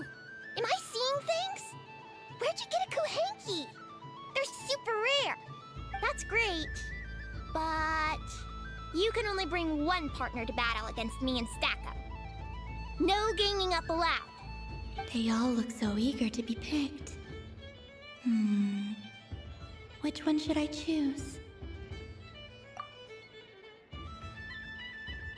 This one usually lives in Nasha Town. She likes falling asleep to the sound of striking hammers. And I bet she's quite familiar with robots' weak spots.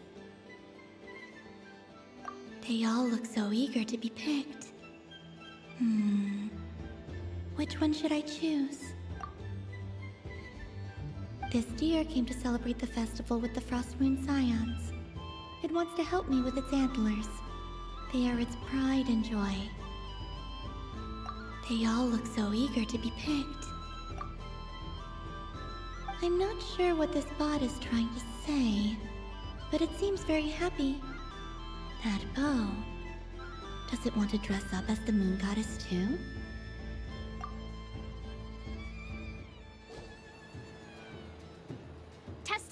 Testing! Oh, this is an emergency broadcast! An exciting battle is about to take place right here at the Nasha Town Special Arena! In this corner, we have the Moon Goddess and her robot partner. And in the other, we have the Moon Goddess and her other robot partner. Ugh, this announcer stuff is harder than I thought.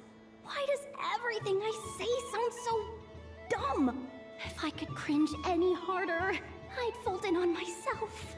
Only one Moon Goddess can be victorious in this ultimate battle of destiny! But who will it be? There's only one way to find out!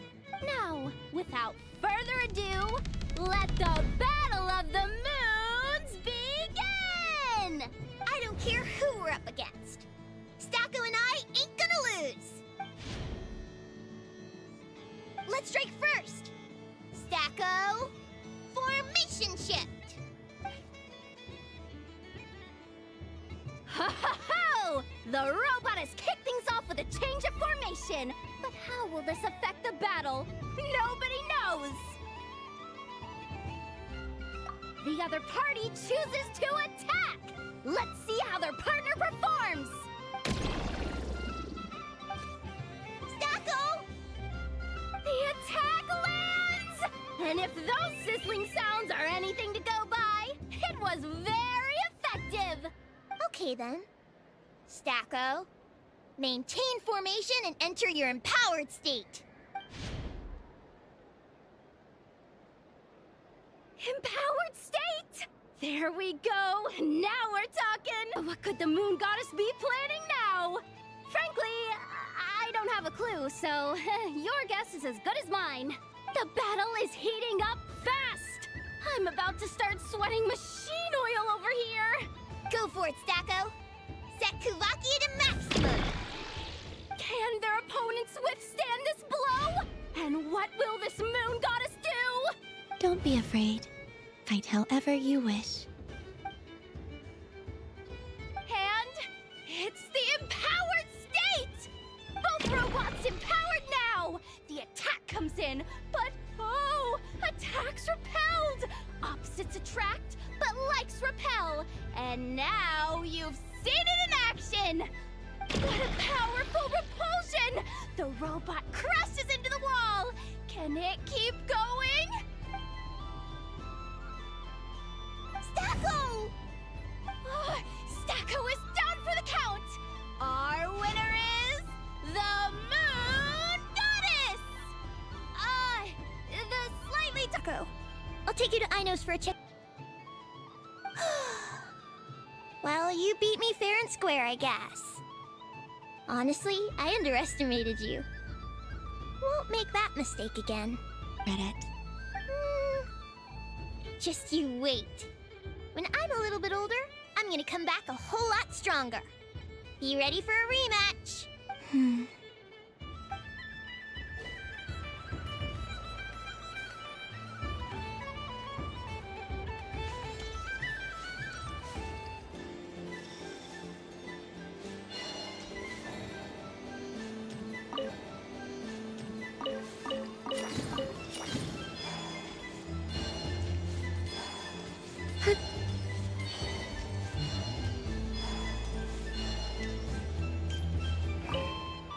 I've seen Linny and the other children play this game before.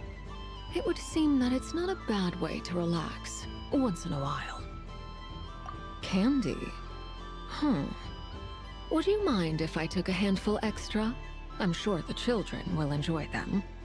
I must say, Columbina, you really have changed. You never used to show this much consideration for other people, even when prompted. I'm sure Sandrone would agree when I say, I like the present version of you better.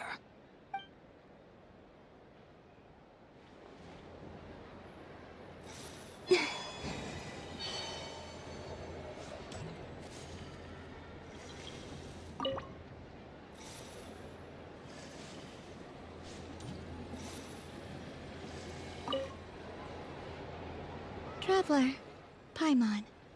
Columbina! Finished with the festival already?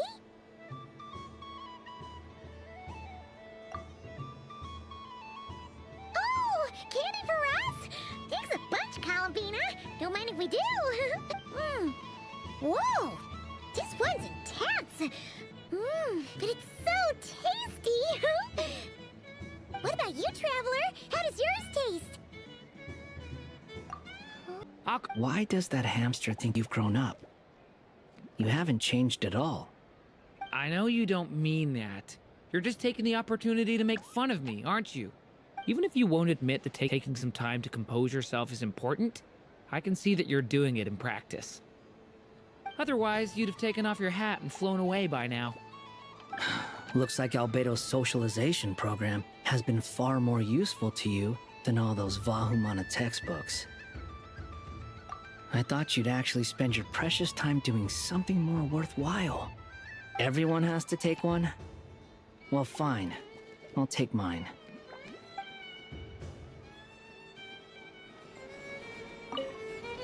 Done being a do-gooder? Thanks for coming here. Are there any... Why does that I know you don't... Even if you won't admit to taking some... Otherwise, you'd have... Looks like Albedo's socialization program has... A moon prayer candy for me? Thank you. It smells like... baked apples and butter. Reminds me of Good Hunter, a restaurant in Mondstadt. I always have to resist the temptation to go there unless I'm ordering food. I understand your homesickness, Miss Columbina. I have a double dose of it. Because both Simulanka and...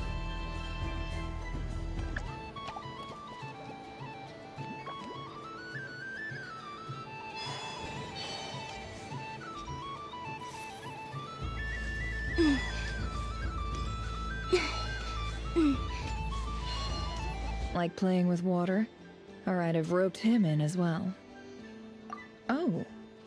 A gift? You shouldn't have, Miss Columbina. Very nice indeed.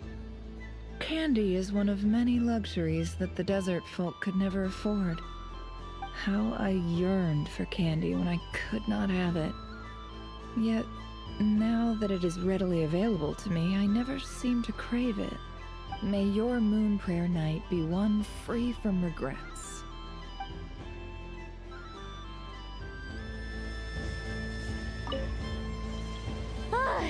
I just had a water fight with 2 Fatui Harbingers. Pretty scary, but also surprisingly fun. Aw, man, this feels kinda wrong. Like, shouldn't we be the ones giving you candy rather than the other way around? I guess I'll just take one. What flavor is that face planting the ground? I'll never know. It's delicious.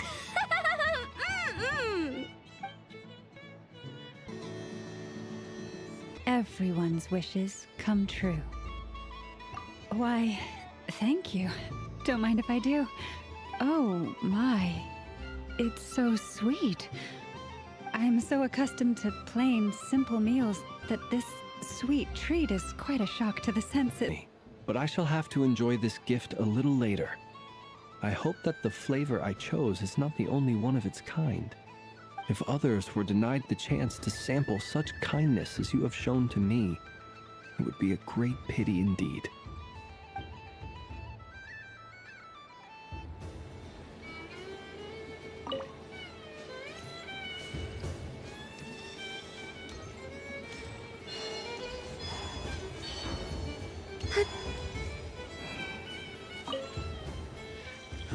It'd be rude to just leave without saying it. Huh?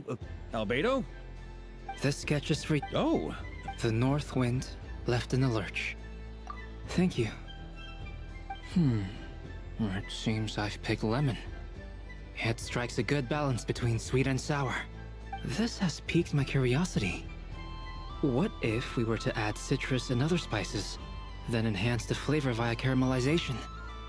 I wonder what the end product would be like. Perhaps I should take the time to try this out.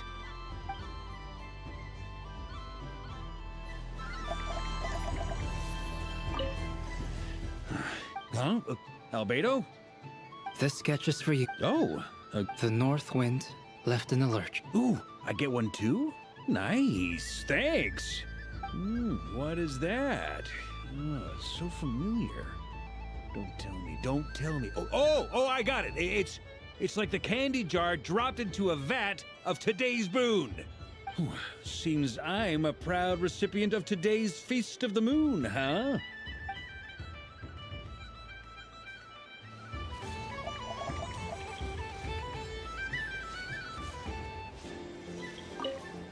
I don't suppose you'd like to play again, by any chance? Don't get me wrong, once is plenty. You're under no obligation to indulge me any further. And besides, I don't have any other prizes for you. Oh, I love the color of this wrapping paper. But the bow on that one is just so perfect. Oh, this is a tough choice. I know the wrapping paper doesn't affect the flavor, can really build a bond with. It's the only way to eat candy. Oh, but look at the shape of this one, how lovely. Ah, this choice is getting harder and harder.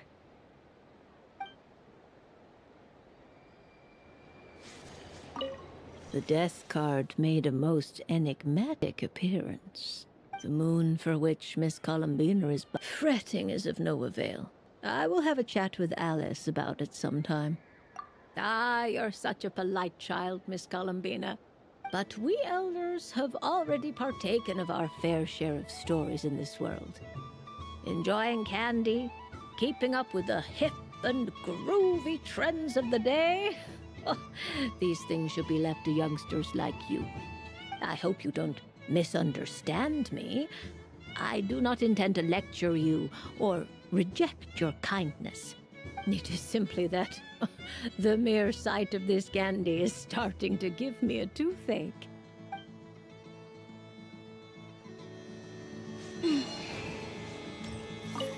Up for another round of fish blast? Oh, I mean of bye-bye bad fishies!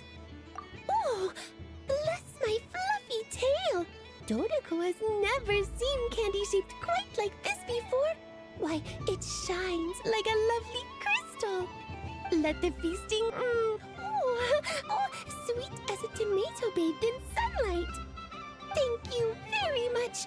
You truly are a friend to the Dodoko. Please share the rest with other people. I am sure everyone will fall in love with the taste of pure joy.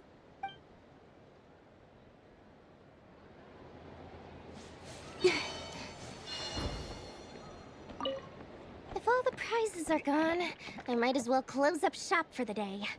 But you haven't had your fill of fun yet, right? So the next time a customer shows up, you're going to have to run faster, all right? And remember, run out of the rings, not into them. Oh, a gift for me? Lord Sangamabe really is going up in the world. Wow, candy from the moon goddess herself. If I bag this up... No, what am I saying? Box this up in exquisite gift boxes? Yes, I could make a fortune. Maybe I don't even need to go to all that trouble. Any old boxes will do. I just need to tell my customers that this candy is blessed by the moon goddess. Yeah, that ought to do it. Sounds like a plan. Time to have Irwa earn his keep when I get back.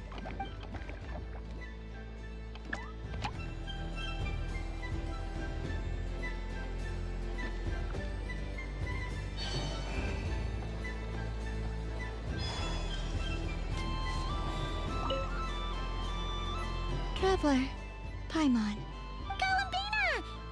Finished with the festival already? Really? You're sure you don't want to have a little more fun out there? Final answer.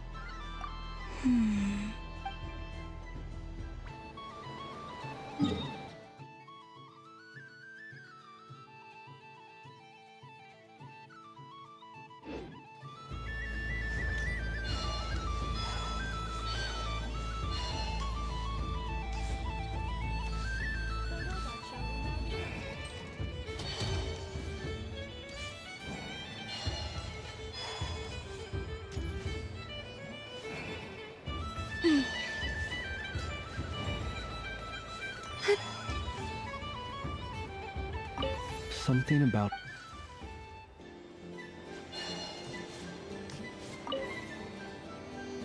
Traveler. Columbina!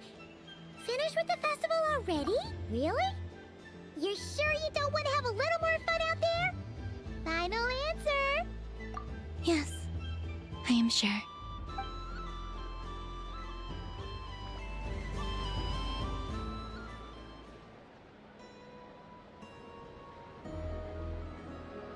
This was the most fun I've ever had on a moon prayer night.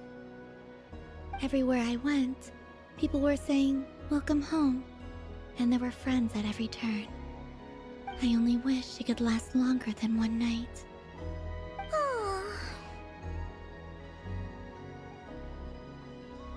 Yes, you're right.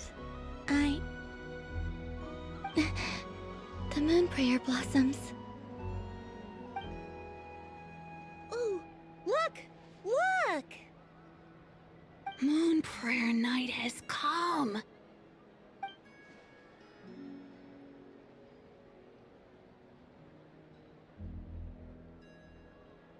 The moon. It's so beautiful. Happy Moon Prayer Night, dear. Happy Moon Prayer Night! Happy Moon Prayer Night.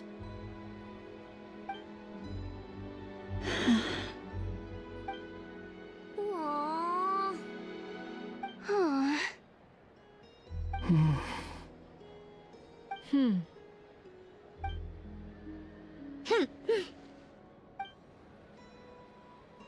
Time flies when you're having fun. Oh. Looks like the time has come.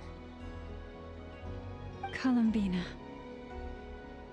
You're heading off, then? Yes, to the ruins you mentioned. And from there, back home to the moon. Wait! I know? At least...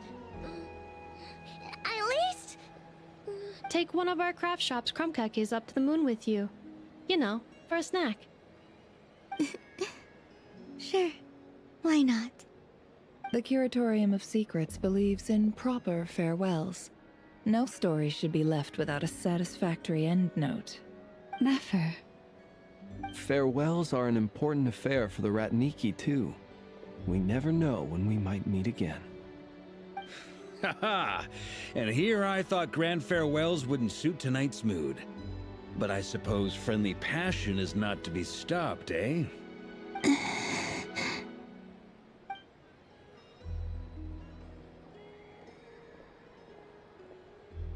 We made a little something for you, Columbina. Ta-da! What is it?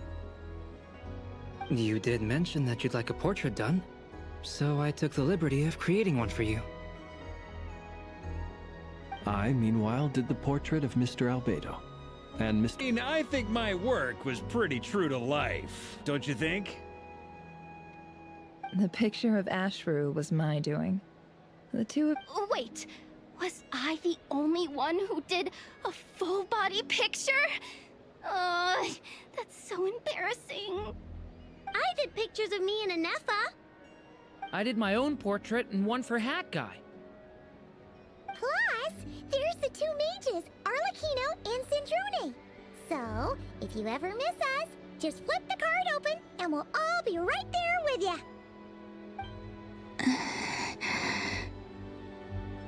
I don't know what to say. Thank you so much, everyone. This whole moon prayer night was more than I could have ever asked for. It is the greatest gift I have ever received. Lauma, I figured it out. Figured what out? Remember how the Frost Moon Scions used to use milk as invisible ink to write hidden messages? That was a very long time ago. Oh, are you saying? Yes. When I miss you all, I shall use Moonlight in the same way, to write words that only you can see upon the moon itself. Wow, that sounds lovely. Quite. But how will we see them? Simply open your windows on nights when the moon shines bright, and the moonlight will naturally flow towards the words I have written. That sounds most fitting indeed. Very true to form. I'll try to write them in places that won't disturb your sleep. I, for one, would sleep all the better for having read one of your messages before settling down for the night. Exactly. So don't worry about disturbing anyone's sleep. Just promise you'll write to let us know you're okay, alright? Alright. I promise.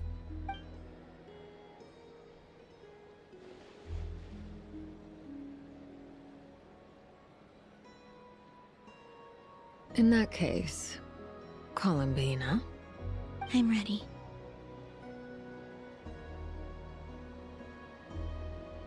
Very well. Let's go.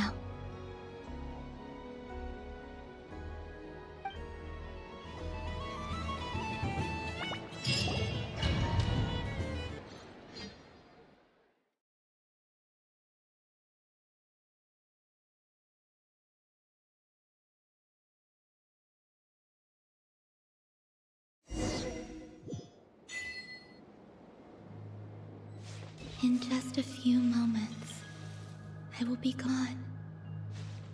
I still don't know what to expect on the moon. Will I really be able to send messages to my friends? The Kuhenki, the animals of Not Cry. I'll never get to see them again. I wonder where I'll be when the next moon prayer night comes.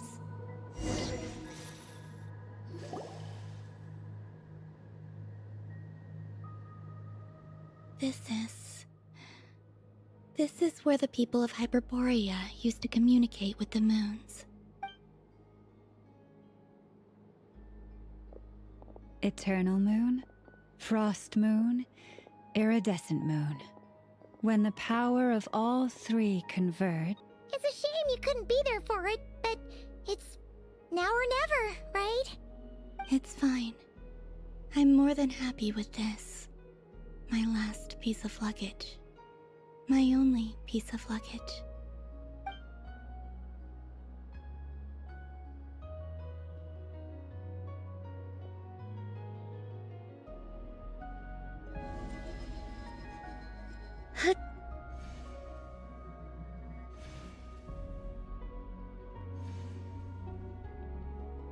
I can already feel the moon calling to me.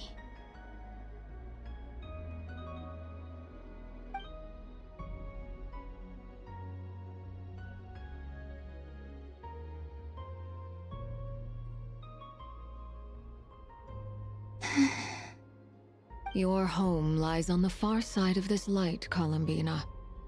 From now on, we will at last have a reason to pray to the true moon. Columbina. Yes? I'm listening. Be sure to come back and see us when you get the chance.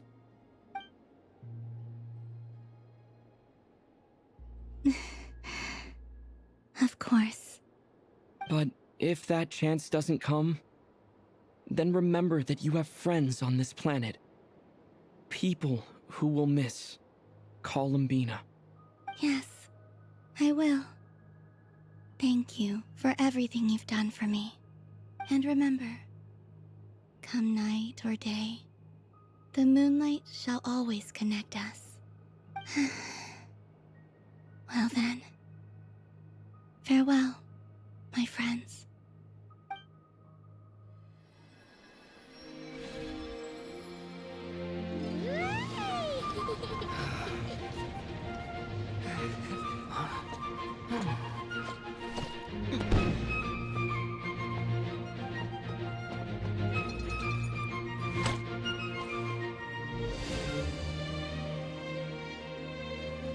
Thank you.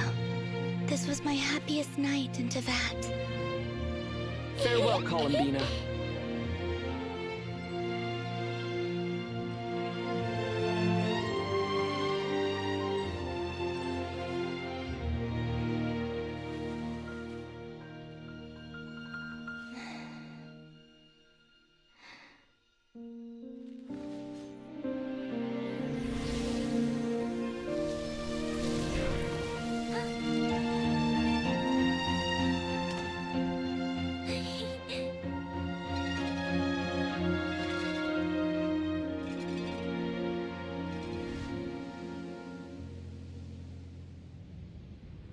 The moon really is closer than ever tonight.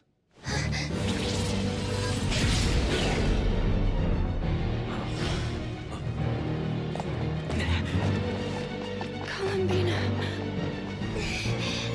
All three moons in one place. Time for one final experiment. Reason, life, death, time, and space. They all believed I would fail.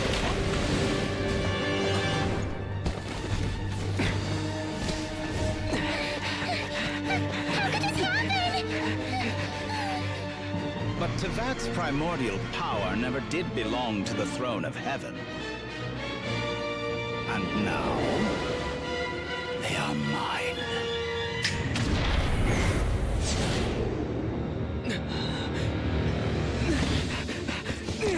Oh.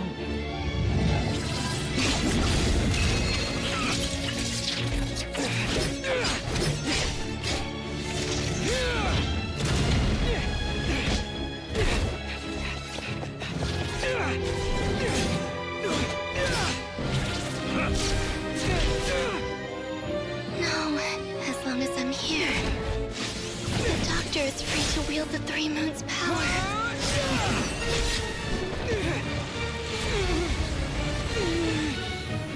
It's the only way.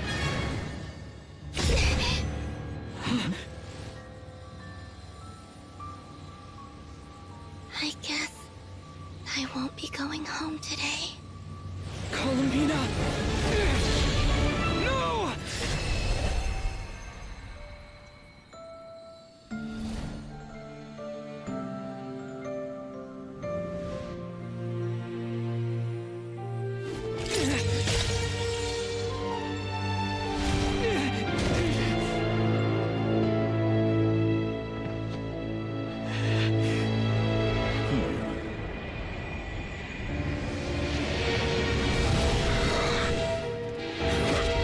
Stubborn world, do not try to control me.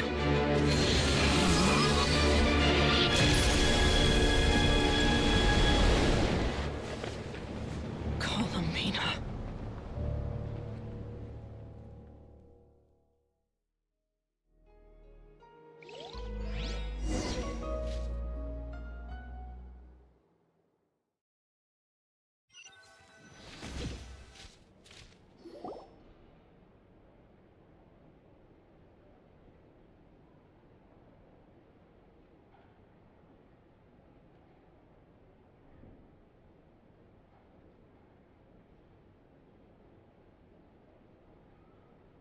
Are you all right?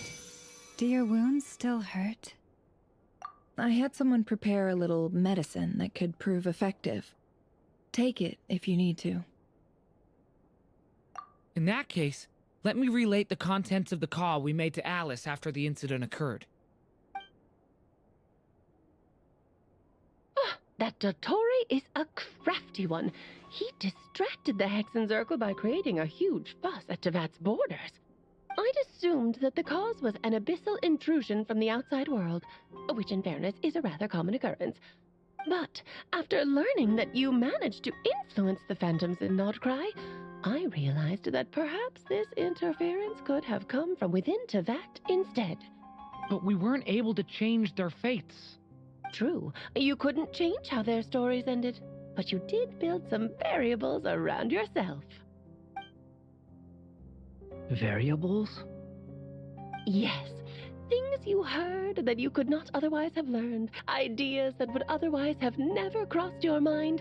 All these things are variables. Of course, most variables usually pale into insignificance with the myriad of possibilities floating around. But the moment you start treating them as building blocks and intentionally stacking them, that changes things. That's what Dottore did, and it's how he created the necessary conditions so that when you activated the portal tonight, it played right into his plan. We have no way of knowing exactly what he did. Yeah, we also need to ascertain Columbina's status. And that about sums it up. As I suspected, Dottore has disappeared completely. What? She did what? All we saw was Dottore appeared and used some kind of power. The next thing we knew, he and Columbina were gone and you were falling into the sea.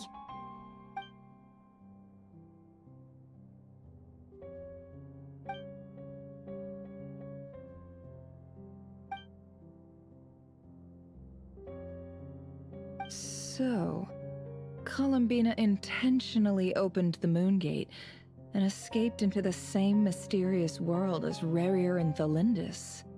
Sounds like bad news.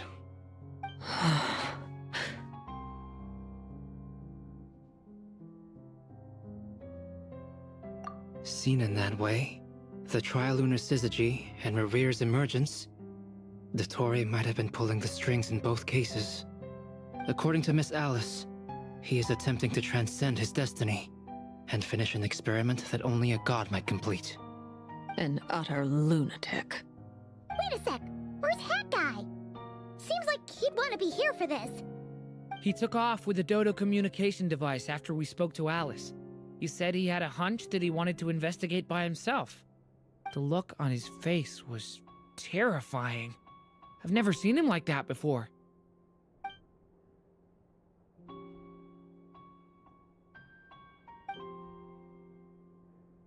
I'm back. Hat guy! I went to look for the Hyperborean phantoms again. Hole on the other end of the communications line. Turns out, Really? phantoms are the ones who are deceived. They speak of a savior who appeared in their history. One who never should have existed. This savior promised to create a new moon within the false sky, and even bring back their moon goddesses. Foolishly, they believed in him, and told him everything he wanted to know about the moons. It's obvious that this was Dottoro's doing. Now you mention it, the first time we entered the Hyperborean ruins, we heard the phantoms discussing their history and engineered the situation so all that knowledge would fall into his hands. Then, he harnessed that knowledge on Moon Prayer Night to truly create a false moon. How is that even possible? To be precise, he exploited a weakness in the way the spell works. The spell senses Kuvaki to detect the moon's location. So, as long as the false moon more strongly resembled a moon than the frost moon beyond the skies, the gate would teleport Columbina to the false moon's location. In other words, to Dottoro's side. Once he had her under control, the teleportation spell remained active, and he manipulated her power to seize both moon marrows. at that moment the moon marrows disappeared right before our eyes. It was already too late, even as we were leaving the ruins. By then, Dottore had already amassed the power of all 3 moons. So, where does that leave us? What do we do now? I'd certainly like to know what Her Majesty thinks, now that the concerns I expressed to her have come to pass.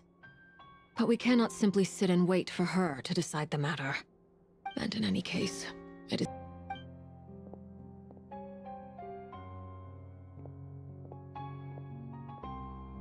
Whew.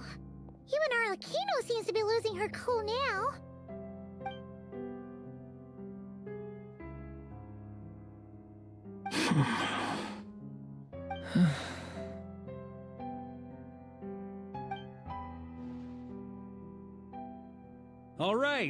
All right. Lose those dejected looks for a moment and let me get a word in. It looks bad, I won't lie. Very bad, in fact. So Dottori's pulled some real dirty tricks to gain the upper hand. For now. And yeah, it's to the point where even the mages say that his variables have affected destiny. I'm not so sure, though. Many have told me that Tevat's destiny is fixed, and that does appear to be the case. Well, what makes Dottori so sure he'll be the exception? And since he was able to stack these variables up, who's to say we can't do the same?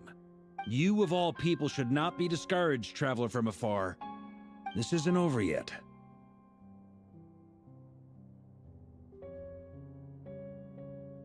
And you're not alone in that. Everyone here does, whether they've spoken thus far or not. But none of us are the type to sit back and wait for the sun to shine again. That's exactly how a knight should roll. If they knock you down, you get back up and get back in it. Don't forget, Honorary Knight, you're a legitimate member of Mondstadt too. Varka's right. This is far from over. Dottoro's already way overdue a butt-kicking given his past shenanigans. And after this, he's earned himself a double dose. That's what I'm talking about. How's everyone else feeling? I'll use Kuvaki to investigate Columbina's whereabouts. I'm not ready to give up either. Leave the intel gathering to me. Whatever happens within Nodcry's borders, when the Curatorium of Secrets wants to be in the know, we always find a way. Aino and I will do all we can to support you. We will attempt to reverse engineer Dottoro's actions and seek a breakthrough that way. Alice and Nicole are busy dealing with an emergency at Tevat's borders, so they can't return just yet. But they're both very angry about this. They've asked Albedo and me to act on the Hexen Circle's behalf and do everything in our power to fight back against Dottore. Are you ready then? We're going to have to conduct a lot of research, even in the early stages. I'll do my best. As for me, I'm pretty familiar with Dottori's way of doing things, so I can try to predict his next move. I'll help with your investigation. Division of labor. I'll get in touch with Flint's and Itlua, get them to have a chat with their Starshiner. It couldn't hurt to bring the Lightkeepers on board as well. At the same time, I'll pass on instructions to the Knights present in Nodcry to assist the Lightkeepers and other organizations in ensuring the safety of those living here. Yeah, we'll show him. That's it then. Good luck, everyone.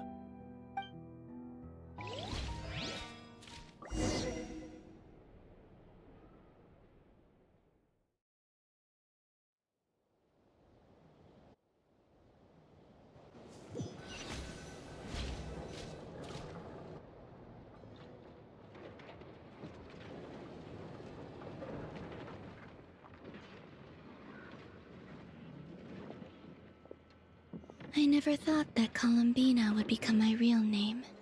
It went from being a Fatui code name to something my friends call me. And remember, come night or day, the moonlight shall always connect us.